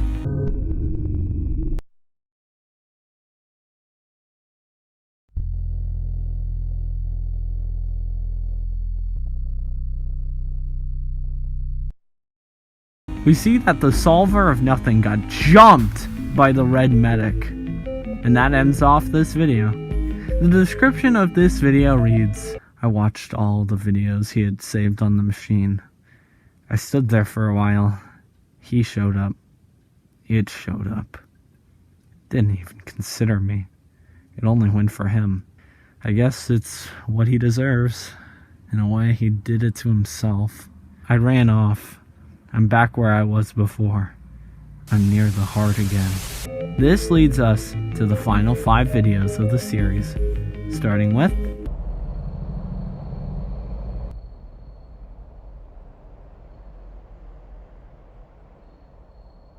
Video 20 starts off with a beating heart before it cuts to the heart. We see Steel Scout armed with another one of those spikes, getting ready to seemingly stab it, when suddenly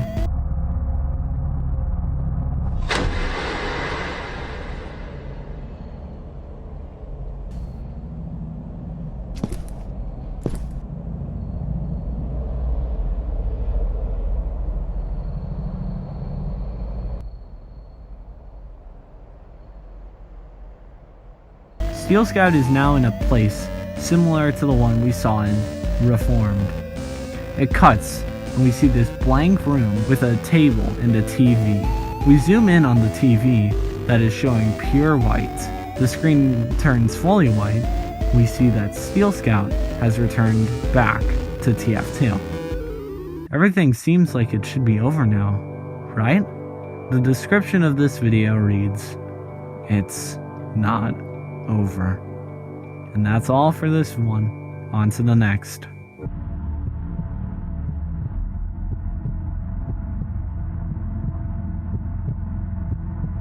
Video 21 starts off with Steel Scout just standing there.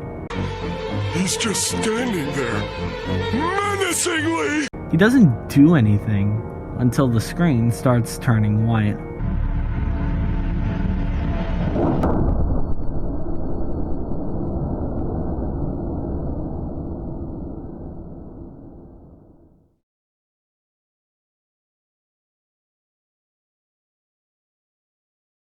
he is transported back to Steel.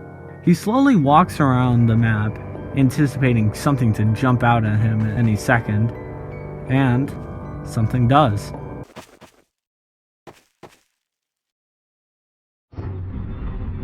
You're more trouble than you're worth. Don't come back. Despite the Red Medic's warning, the video ends with Steel Scout rushing back over to the gate, ready to go back into Red Space. That's all for this video. On to the next one.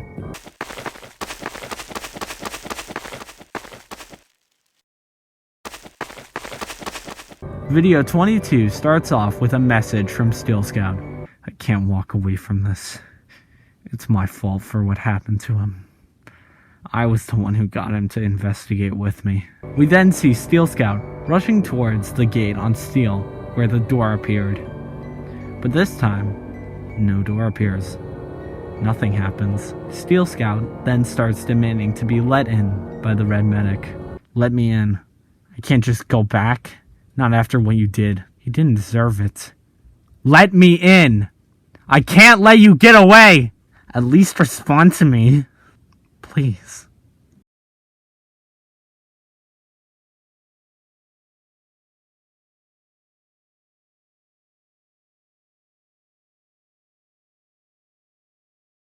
And with that, the video ends.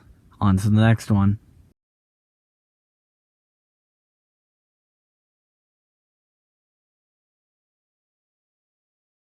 The 23rd video begins with a collection of clips between Steel Scout and Pyromane. The first of which is Steel Scout telling Pyromane how much he means to him.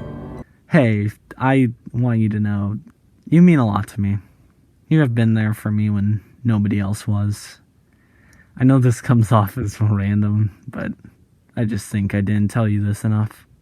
We then see a clip from the day where the two investigated Steel for the first time, before it cuts to 3/04/2009, aka current day, where we see this happen.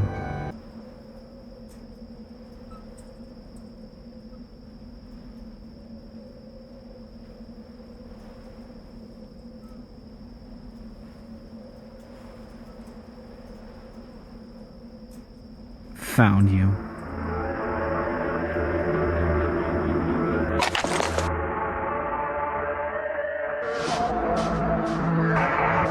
Don't do this.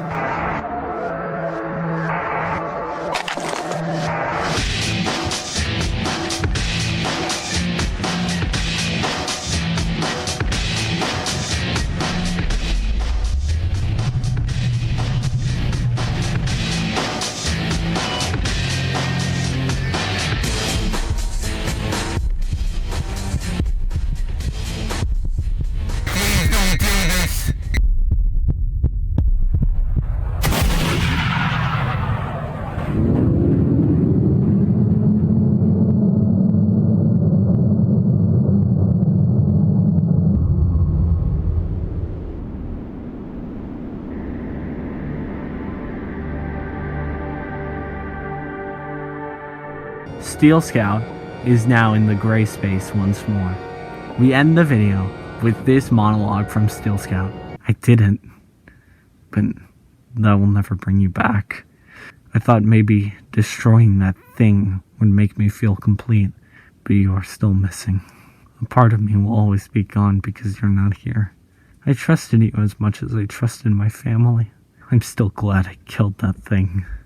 I hope it suffered in its last seconds. I'm going to try my hardest to move on, but it won't be easy. I'll always miss you. Really quickly, I just wanted to mention how good this video is. The tone is really bittersweet. Steel Scout using the source command center is really smart. And that music?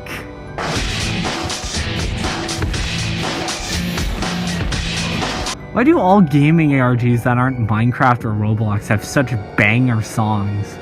Anyways, now that the Red Medic is seemingly dead, I wonder where the story goes from here. I guess we will find out in these final two videos.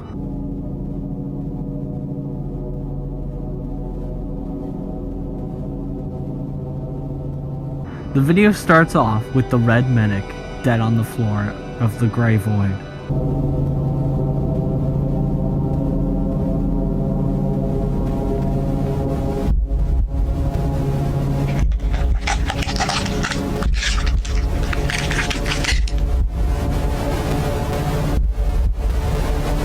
You see a hand start emerging from the red medic.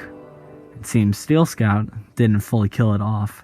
We see this light in the distance as more and more limbs start protruding from the red medic. The video ends with the sound of a heart slowly beating. That leaves us with the final video of the series.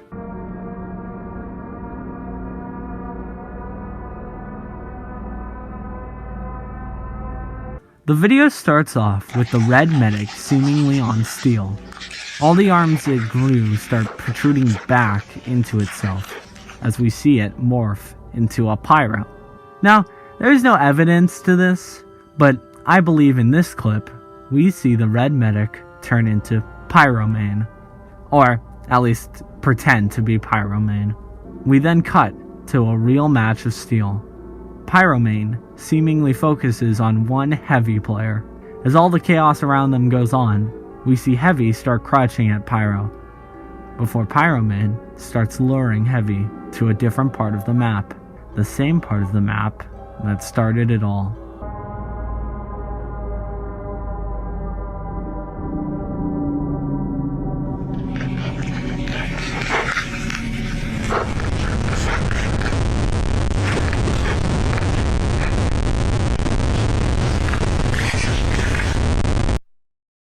The video ends with another lamb to the slaughter. The description is from the red medic. It reads, "My members are damaged. I am starving. I cannot breathe. I must satiate my hunger. I must do it with stealth, with a disguise. I enjoy the attention. I enjoy the love and warmth. I enjoy the feast. I wish I could want to wither away, but my undying hunger won't allow for it. I crave life. I crave humanity. I crave to be real. What is this, I wonder? Something not intended for me. But the one it was intended for has left. Maybe, once he notices, he would regain interest. That wouldn't be smart." And that ends off the series.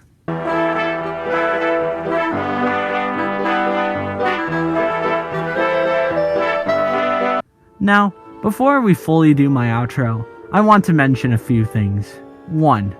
You might be wondering about that red engineer that wasn't really explained. Well, that is because he has his own channel. The Solver of Nothing channel documents experiments that the engineer seemingly conducted. We have a note from the Solver of Nothing in one of the descriptions. It reads, "I am stopping the test here. I've used that wretched machine to make this one last video as a warning. As you can see, it's spread beyond our dimension, and can reach other games. Rest assured, we are not real. I regret making the machine. I've shattered our reality and found out the truth. I am a disgrace. In my anger, I wanted to tear it all down. I created something I can no longer stop. I am sorry. I am the Solver of Nothing. I will re-upload all other test footage too. It's only fair that this gets released to the public. I'm sorry for everything.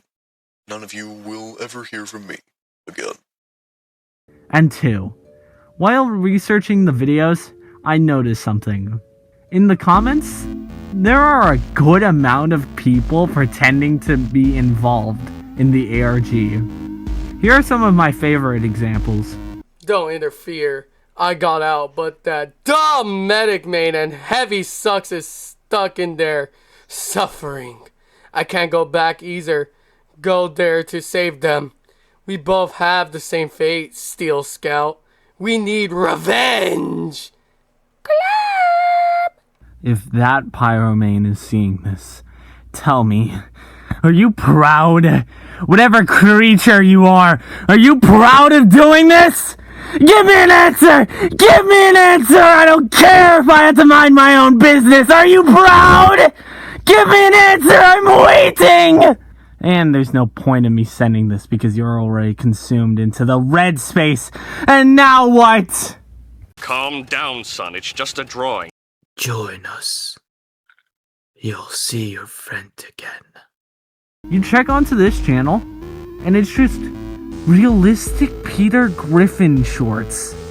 Overall, this is one of the best ARGs I have covered, and a large improvement over the original version of this ARG, which I talk about in my first ever ARG video. That video's pretty bad, so I'd skip that. Anyways, subscribe to the Steel Scout Team Fortress 2 YouTube channel, linked in the description, and while you're there, consider giving me a subscribe too. Thank you all so much for 5,000 subscribers. In celebration, I will be making the Gaming ARG Iceberg later this year, and I'll be hosting a Q&A. I've been Sam. I'll see you guys next time in the Green Halloween, and I hope you all have a good night. Peace. I am sacred.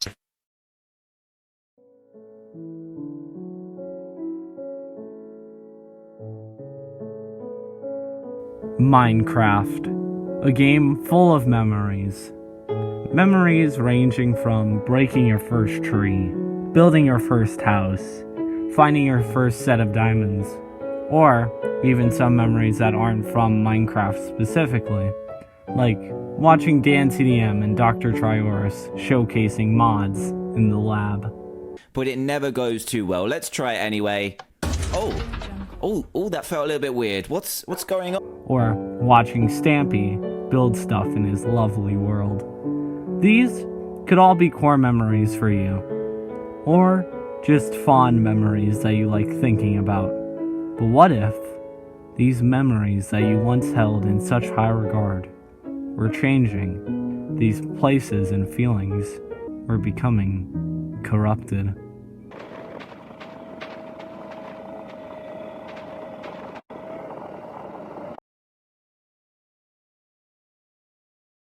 Hello my polygonal friends.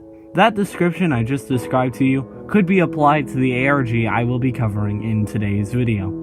That being the channel by the name of I Am Secret. In today's video, I will be covering all 23 videos in the series. Make sure you got your drinks, because this is the story of I Am Secret.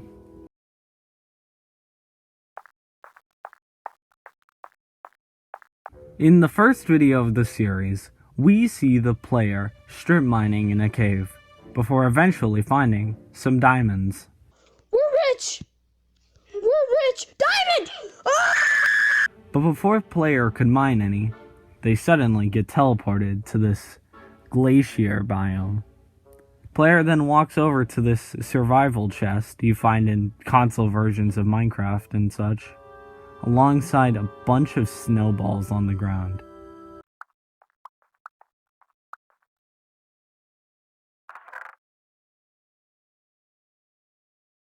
The player picks up this bone that is named, before looking around at their environments.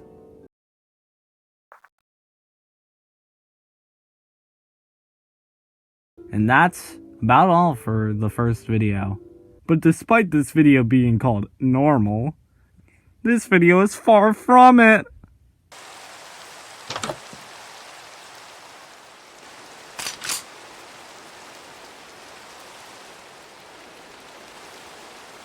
Whoa, wait.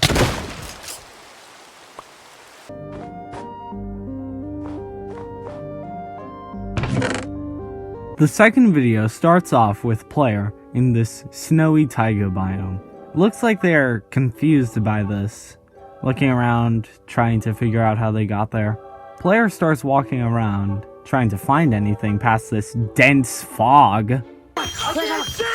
The player finds this chest with a single torch inside it. After grabbing the item, player looks around some more, probably getting flashbacks from the end of last video, before noticing this hole in the ground that wasn't there before.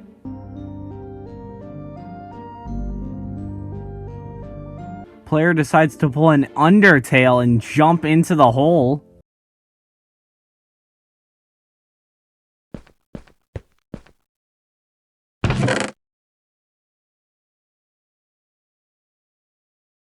The video ends with player picking up why. And that's about it for video 2. On to the next one.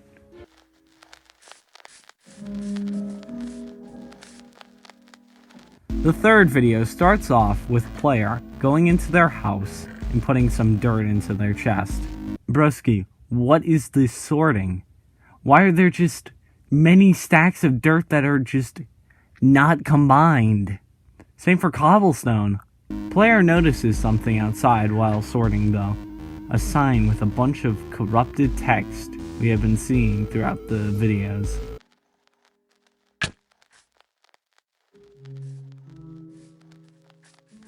After player gets hit with the playing Minecraft, I like your cut, G. They go back inside.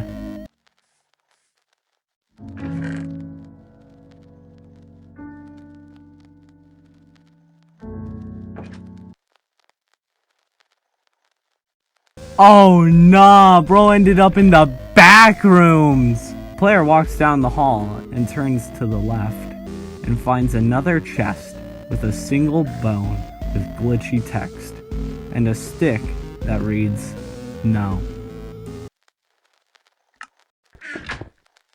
And that ends off video 3. On to the fourth one.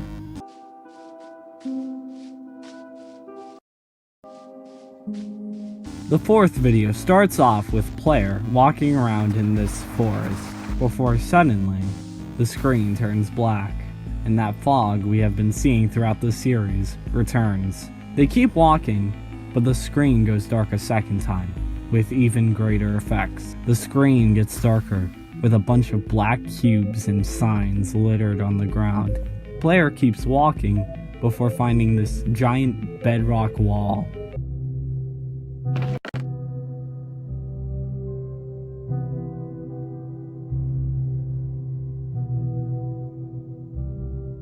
Player finds a torch, simply called No.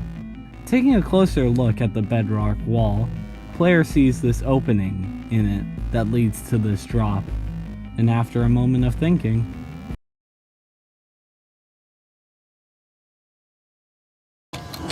so before I show this next clip, do note it has a little bit of flashing lights, so if you're sensitive to that, skip to this timestamp on screen. We see where the player landed, this void with chests making up the ground. The sky is rapidly changing from day to night. Player walks around this place before spotting a sign in the distance. They walk to the sign that reads, You should leave. That video had a good amount of information. Let's see what's going on in the next one.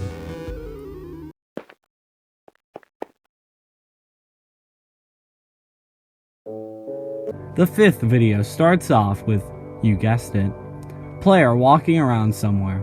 They are in this stony spikes biome before finding this chest. And when opening it, oh, that's odd. There's usually something in there.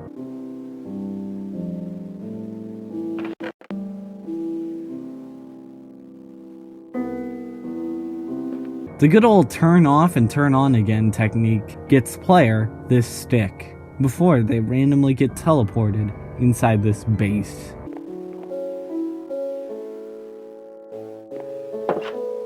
Everything looks normal, so maybe this really is just a normal base.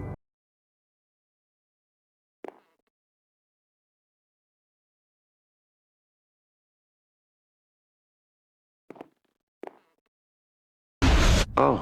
Now, I think we're all thinking the same thing here. This series is quite generic. Sure, it doesn't have the typical, ooh, scary shadow figure in the distance. But it really isn't doing anything that crazy right now. If this series was bread, it would be plain white bread.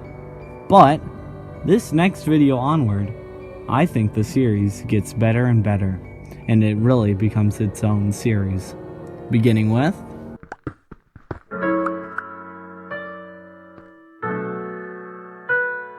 The 6th video starts off with player in the mines. They grab a pickaxe from their chest and get digging.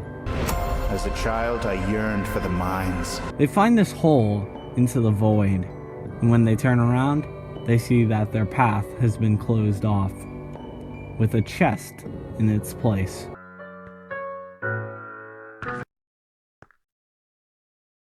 Before player could see what is in the chest, it disappears. For a split second though, we can make out what the item was. A book and quill. But since player couldn't read it, that leaves them with only one option.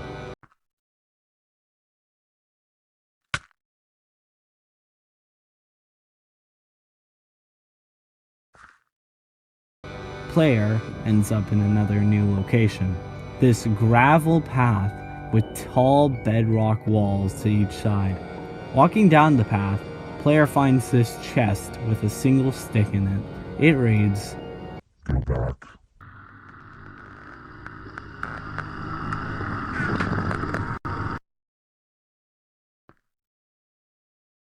And that ends off video 6. On to video 7. I'm not gonna say the joke.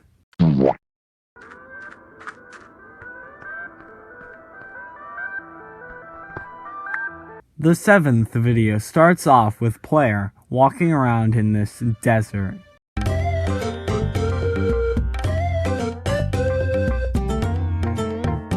Before finding this pyramid temple. They go in to do the try and true method of digging at one of the corners. They go in to do one of the... Is try and true method a saying? Maybe.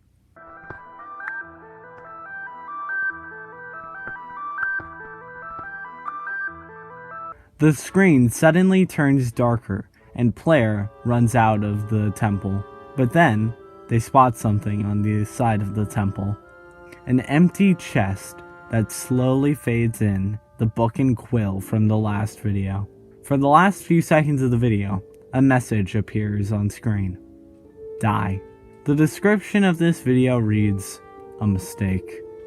Anyways, that was video 7, on to video 8.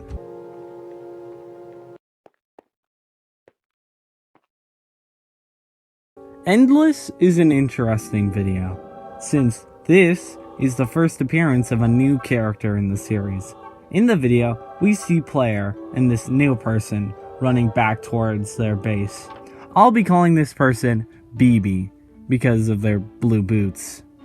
Yes, I am very original. How could you tell? Editing Sam here? This guy isn't wearing blue boots. I'm just stupid. BB and player go into their base and go into this basement area. The screen cuts and shows BB strip mining in a cave before finding some diamonds, very similar to the very first video of the series.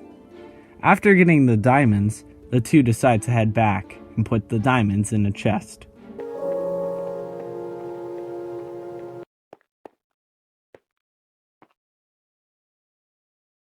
Player finds himself in a seemingly infinite tunnel. They decide to run in one direction before the screen suddenly cuts. Player is now in a snow biome. There are signs littered throughout. They read, "No one came. No one even bothered. I was all alone. They will pay."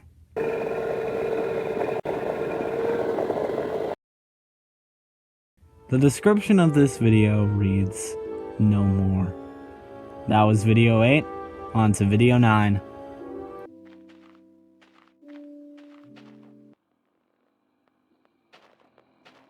This video starts off with player creating a new Minecraft world. For a split second after loading in, we see whatever this is on the right. Comment down below what you think this is, because I honestly can't tell. Player seemingly noticed it too though, since they start looking around for whatever that was, before finding this giant cave.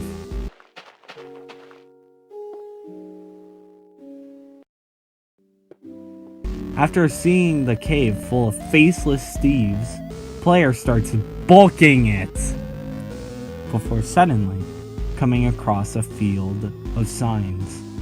They are all blank signs.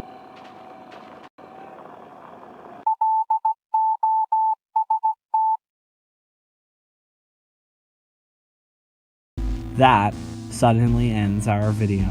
Few interesting things to note. 1. At the very end, we hear Morse code. When translating this Morse code, we get the message, lost. And 2. At the very end, we get a better look at the faceless Steves from the cave. That was video 9, on to video 10.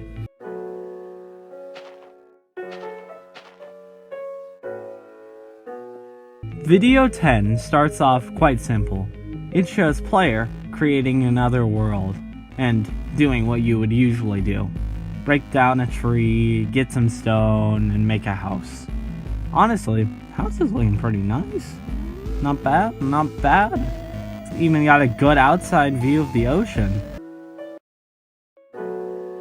Well, it's got a view of the ocean.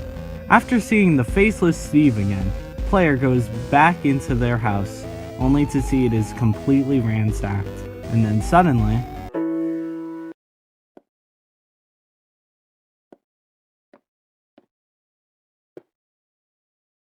with nowhere else to go, player goes down the hall of cobblestone. Finding a chest, there is a diamond inside.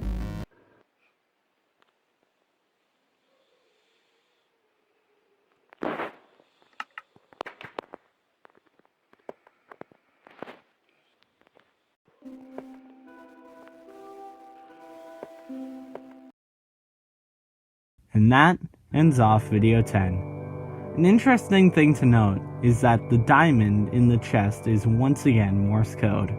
It spells, "Come find me." And that ends off video 10. On to video 11.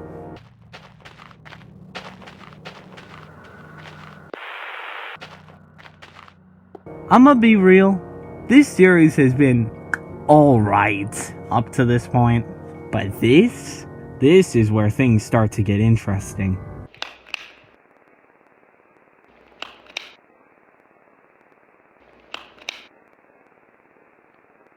The first attempt shows player walking around this newly created Minecraft world. There's this weird ambience in the background, but other than that, nothing is too weird just yet. That is, until we see this.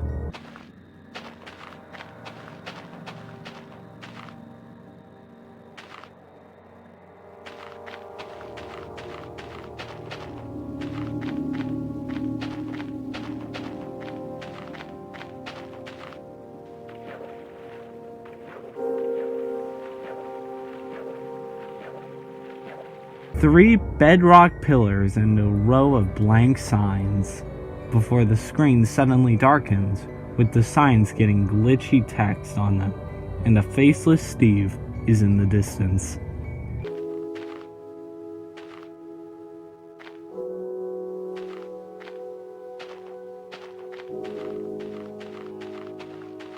Observations. Presence of a strange structure. Bedrock blocks on the surface. An entity glitching in black screens. And that ends off video 11. On to the halfway point of the series. It's not actually the halfway point. I don't know what I'm talking about.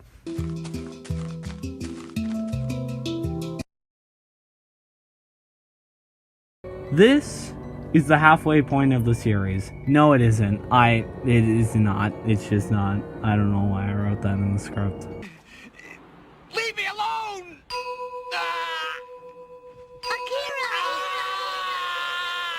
So let's see what is happening in this video.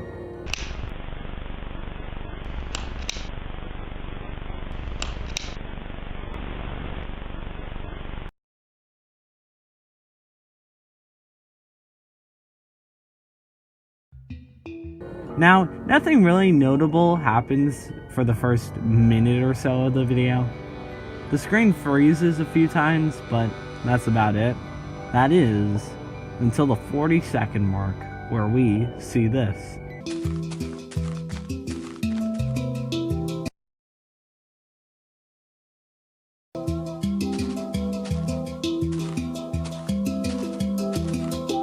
Player finds this valley of bedrock structures. It starts raining when player comes upon this structure in the middle. A large pillar with bedrock and chests all around it. There is a sign on the pillar that is a bunch of random numbers. While examining the sign, the game cuts and our player notices something. When going up to it, they see this staircase leading downwards into the ground. Player goes into the ground, but finds nothing but another exit leading towards the surface. When exiting the staircase, player finds himself trapped in a giant bedrock rectangle with a wall of chests on one side. They walk towards the chests and find one specific chest sticking out.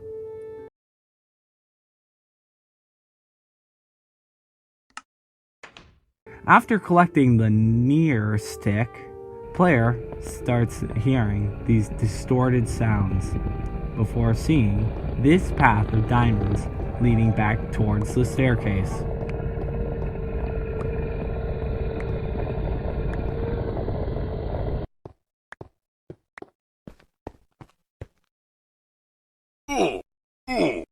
The video ends with these observations. A strange pillar containing a message surrounded by bedrock blocks. A short glimpse of this entity. Weird sounds, glitching / black screens. A few interesting things to note. 1. During the scene with the 8th wonder of the world, Stonehenge. The message on the sign is actually a number cipher. When translating this, we get keep searching. And 2, the description of the video reads, is it near? That is all for video 12. On to video 13.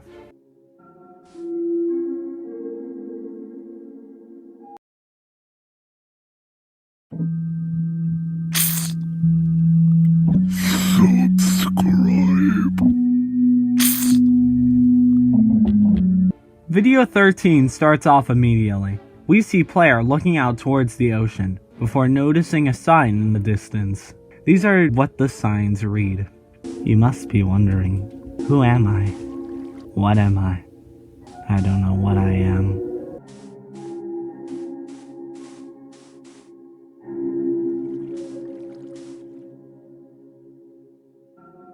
With no other option, player jumps into the ravine.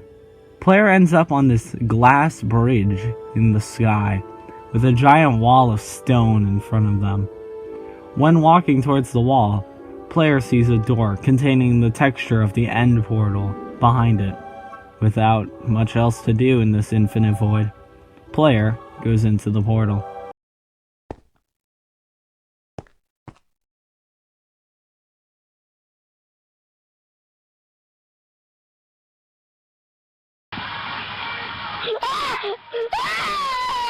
Not much more to say about this video. On to video 14.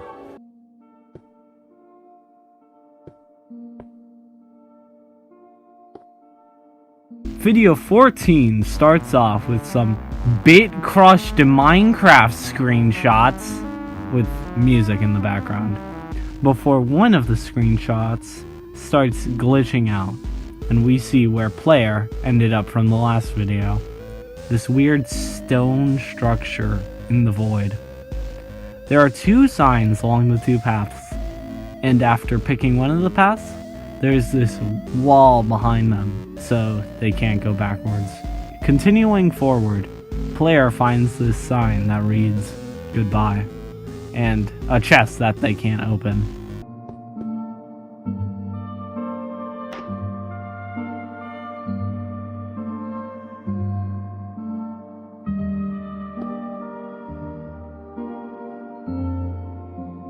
player goes into the void door, ending the video.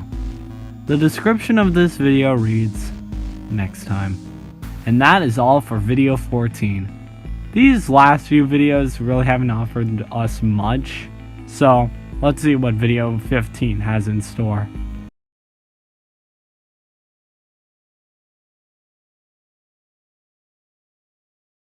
Now, this video is actually quite normal.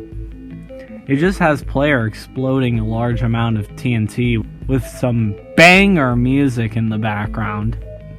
Too bad I can't play it since it's copyrighted.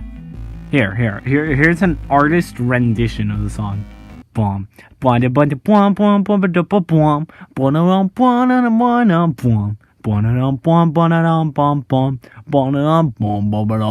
When suddenly, while exploding the TNT, player's computer blue screens again.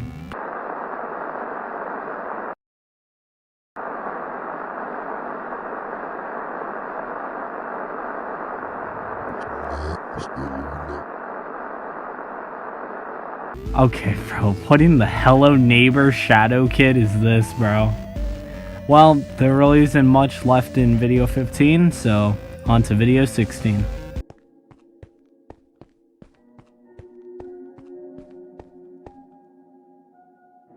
The 16th video starts off with the blue screen that we saw at the end of the last video, and the scene with the shadow figure showing up for a split second, before we see something we have all seen before. The Windows 98 screensaver, before suddenly, player's Minecraft hand appears on screen, and they start breaking the screensaver.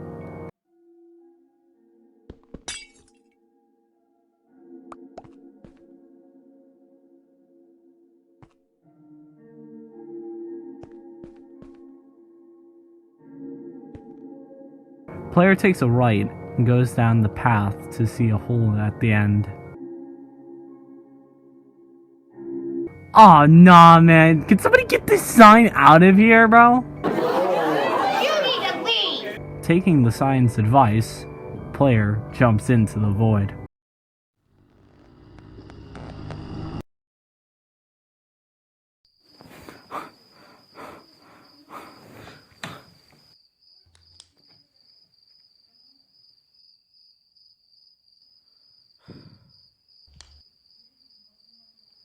Two interesting things to note. One, as you probably saw, the shadow figure appears again at the end of this video. And two, the description of this video reads, "I had a strange dream one night." This, interestingly enough, implies that the video we just saw was a dream. Anyways, on to video 17.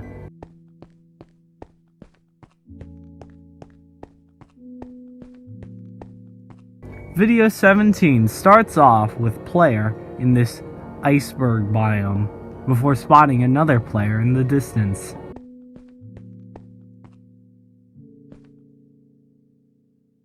The Steve player has a sign in front of him that reads, "It must stop." The screen cuts, and player is now in this gravel biome, and spots another Steve player in the distance, and starts chasing after him.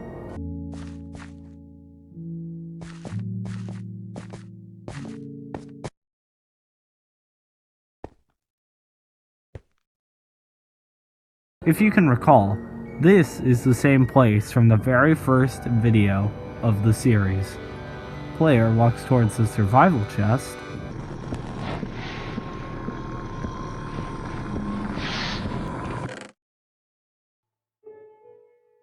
before they are teleported to another place from the series. This time, the strip mine from episode 8, Endless, before finally ending up in the void from episode 2, Strange. Player goes towards the chest before the ground suddenly disappears beneath them, and we get this message: "I am sorry that I am making this too hard for you, but you must find the others." The description of this video reads, "Looks like the search continues." That is all for video 17. On to 18.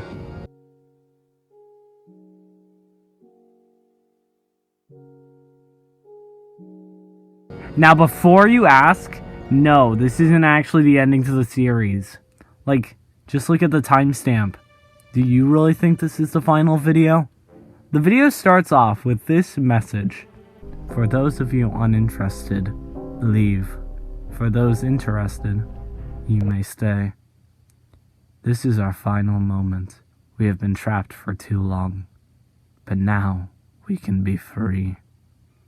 We see player back on the floating stone in the void, before they turn around to see this door. When opening the door, they see this giant structure alongside two diverging paths. One, which reads 2016, and the other, which reads 2011. Player decides to go forward and is greeted by 3 signs connected to each of the pillars. The signs read Restart, Termination, and Update. And after considering for a while, they choose one of the levers connected to the signs.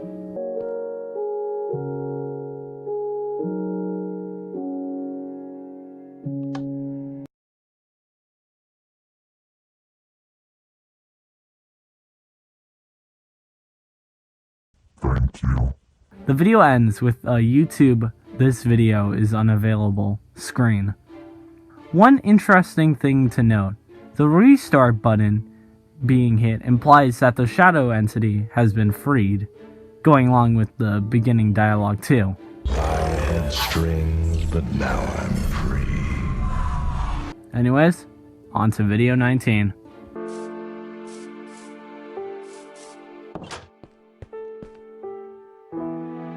Video 19 starts a new era of the series, which we will learn more about throughout these next 4 videos.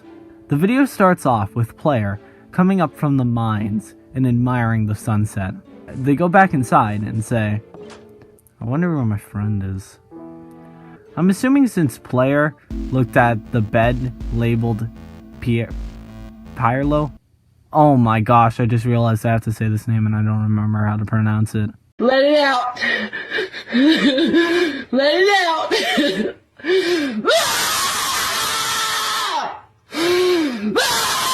I'm assuming since player looked at the bed labeled Pirlo, that Pirlo is the friend that is missing. This also gives our player a name, which is Dan. Dan TDM! Oh! Man, that guy is extremely naked. It's been some time since I've seen him.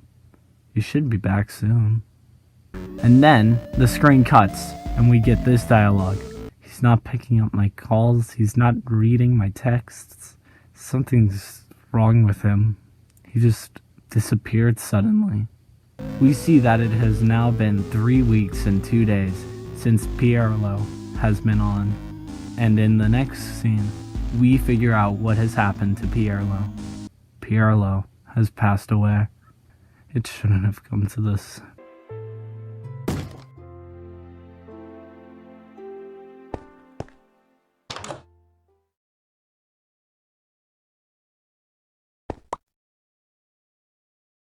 I miss him. And that starts off the new era of this series. On to video 20.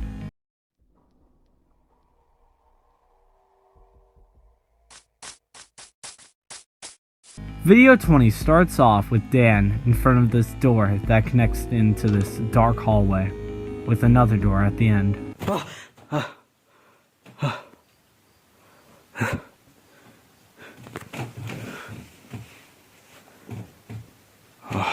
After waking up, we see Dan go to his desk and start sketching out the door from his dream. He then talks about how some of his friends have had dreams about weird Minecraft structures recently. Some of my friends have been telling me that Minecraft has been acting up recently. They've been having these dreams about weird structures. Yeah, I refused to believe it at first until I had a dream. Recurring dreams about this.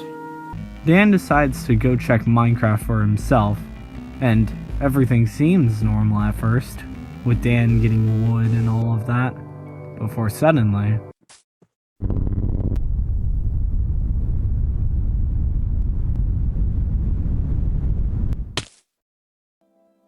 Dan then suddenly appears in this weird place. It is filled with bedrock trees, structures made out of different kinds of stone, and a plain smooth floor. Dan thinks this is all too weird and leaves the game.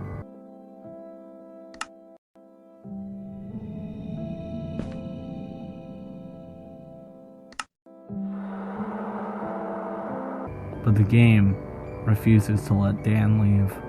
With no other option, Dan walks around trying to find anything else. And he does. He finds these silo-looking structures in the distance. He goes to take a closer look at one of them, finding this tall structure in the middle of it with a button on it. Dan presses the button, but nothing happens.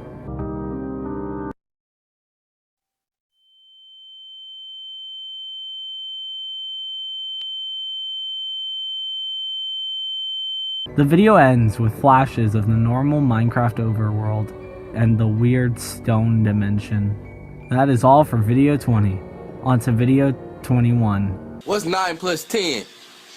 21? You stupid.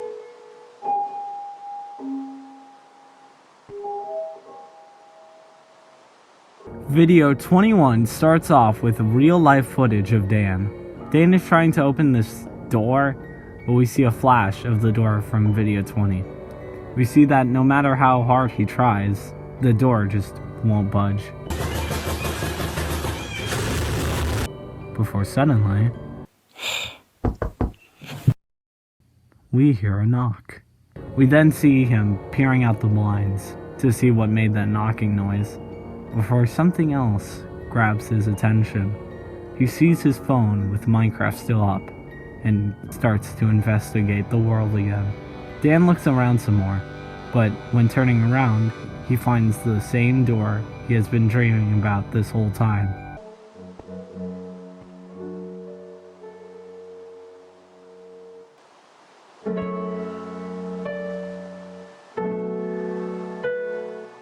And now that there is nowhere else to go, Dan goes through the door. On the other side of the door, we see a bunch of stone cubes in the sky, alongside a staircase leading down to another cube.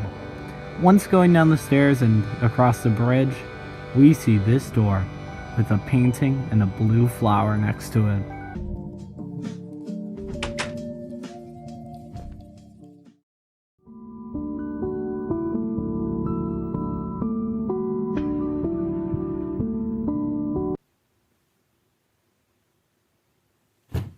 And that ends off video 21. On to the second to last video.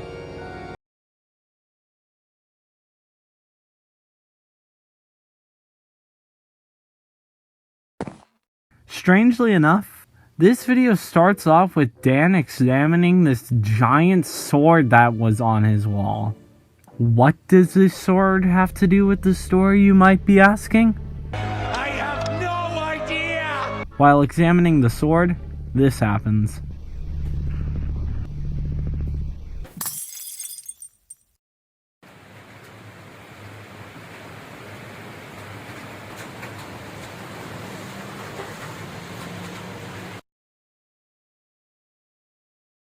We then see Dan in a woodland mansion.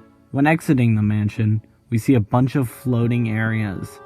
The End Island, another bastion, a village, etc. He walks towards the end exit portal and considers jumping in, but instead goes towards this obsidian pillar with a ladder on it. We see that at the top of the pillar is a chest with a stack of ender pearls.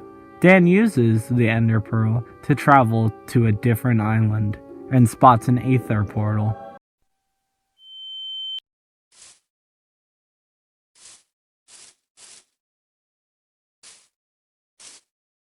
He walks towards the aether portal and tries to enter it, and he succeeds.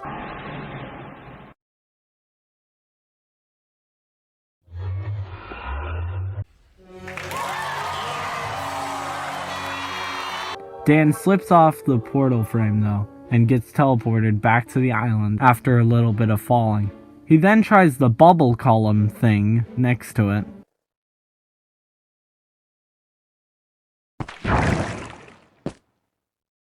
He's in this bedrock box with a bunch of creepers in it. They seem to have no AI, so Dan decides to go in the direction of the creepers, when suddenly, he finds this.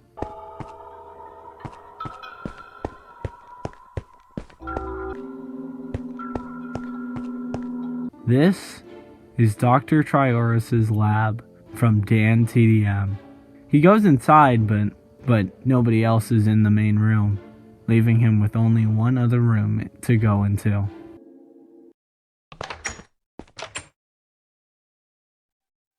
You shouldn't have returned. What are you? Die. Dan rushes to the newly formed door to the right of him, and we get this final message from the giant eye. Your safety is merely a word. Pain is imminent. And with that, this ends off video 22.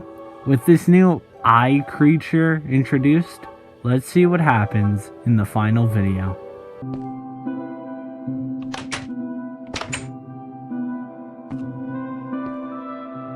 The last video gets started immediately with this edit.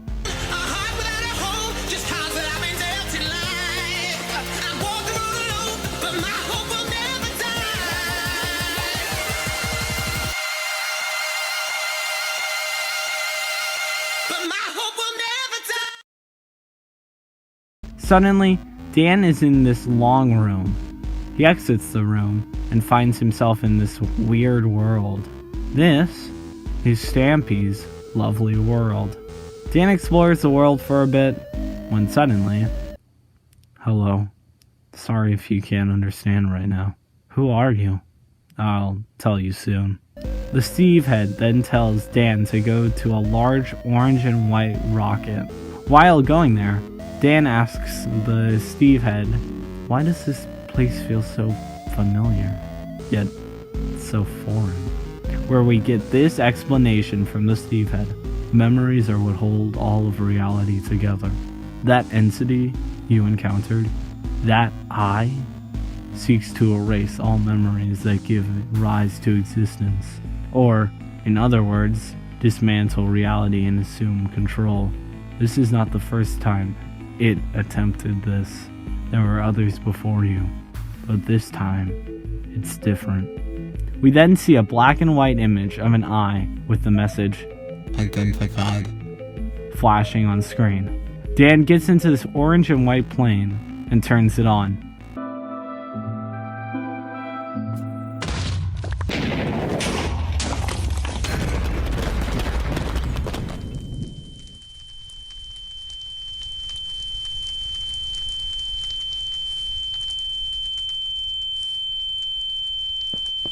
He rushes towards the orange and white rocket, while explosions go off left and right. He quickly enters the rocket, goes to the very top, and turns it on.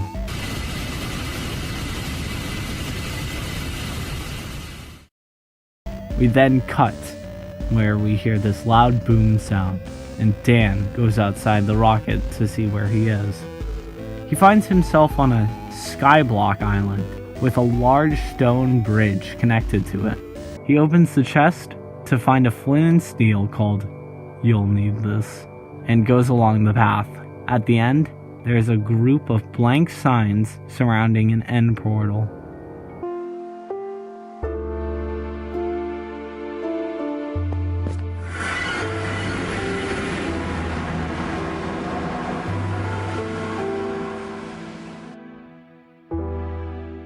And that ends off the series.